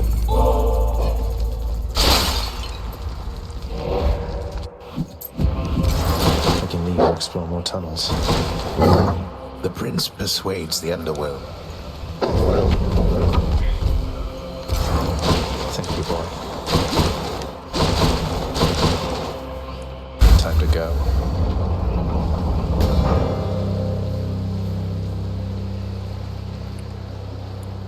Gray hair.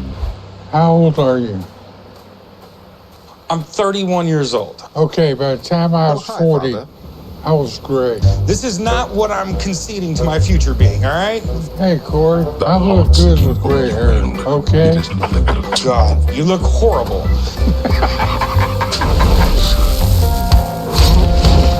At my shop, the family comes first, and money comes second, depending on who you ask. But the best part, you never know what's going to come through that door. This is Pawn Stars. Attend me now.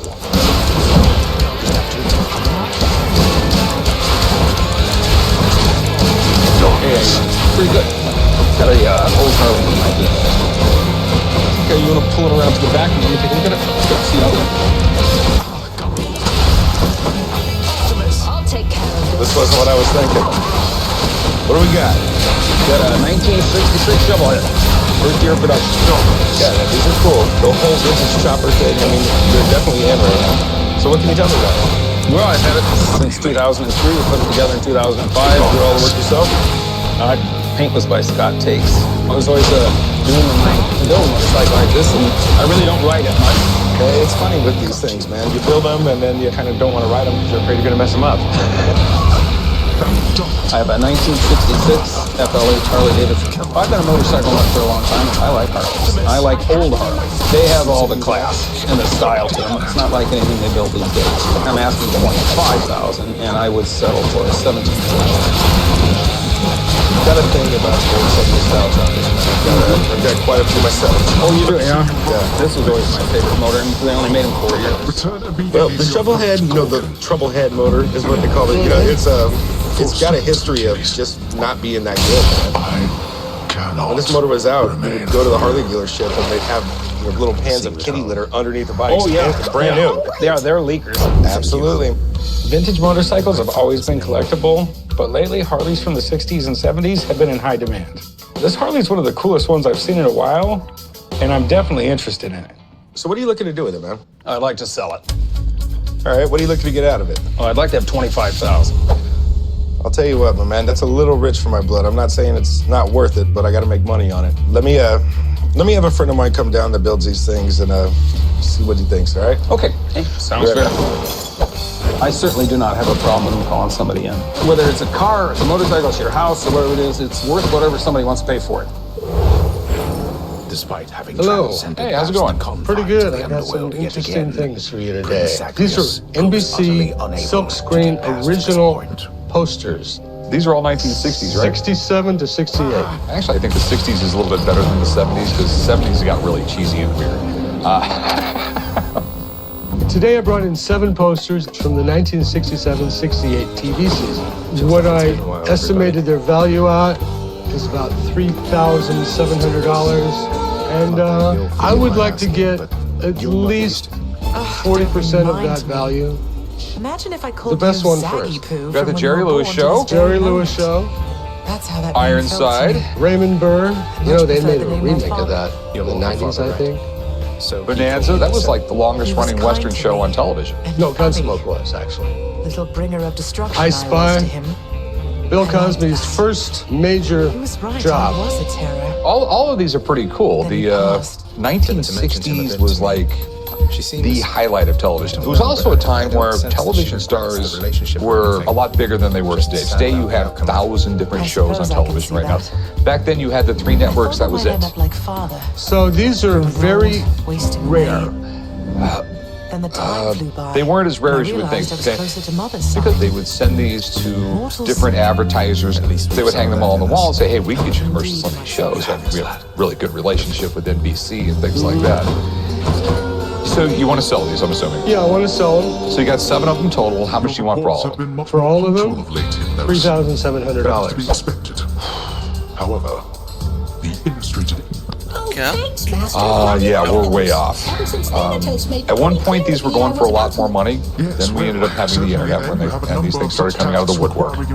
I Spy, Bonanza, and Ironside, I'll give you $500.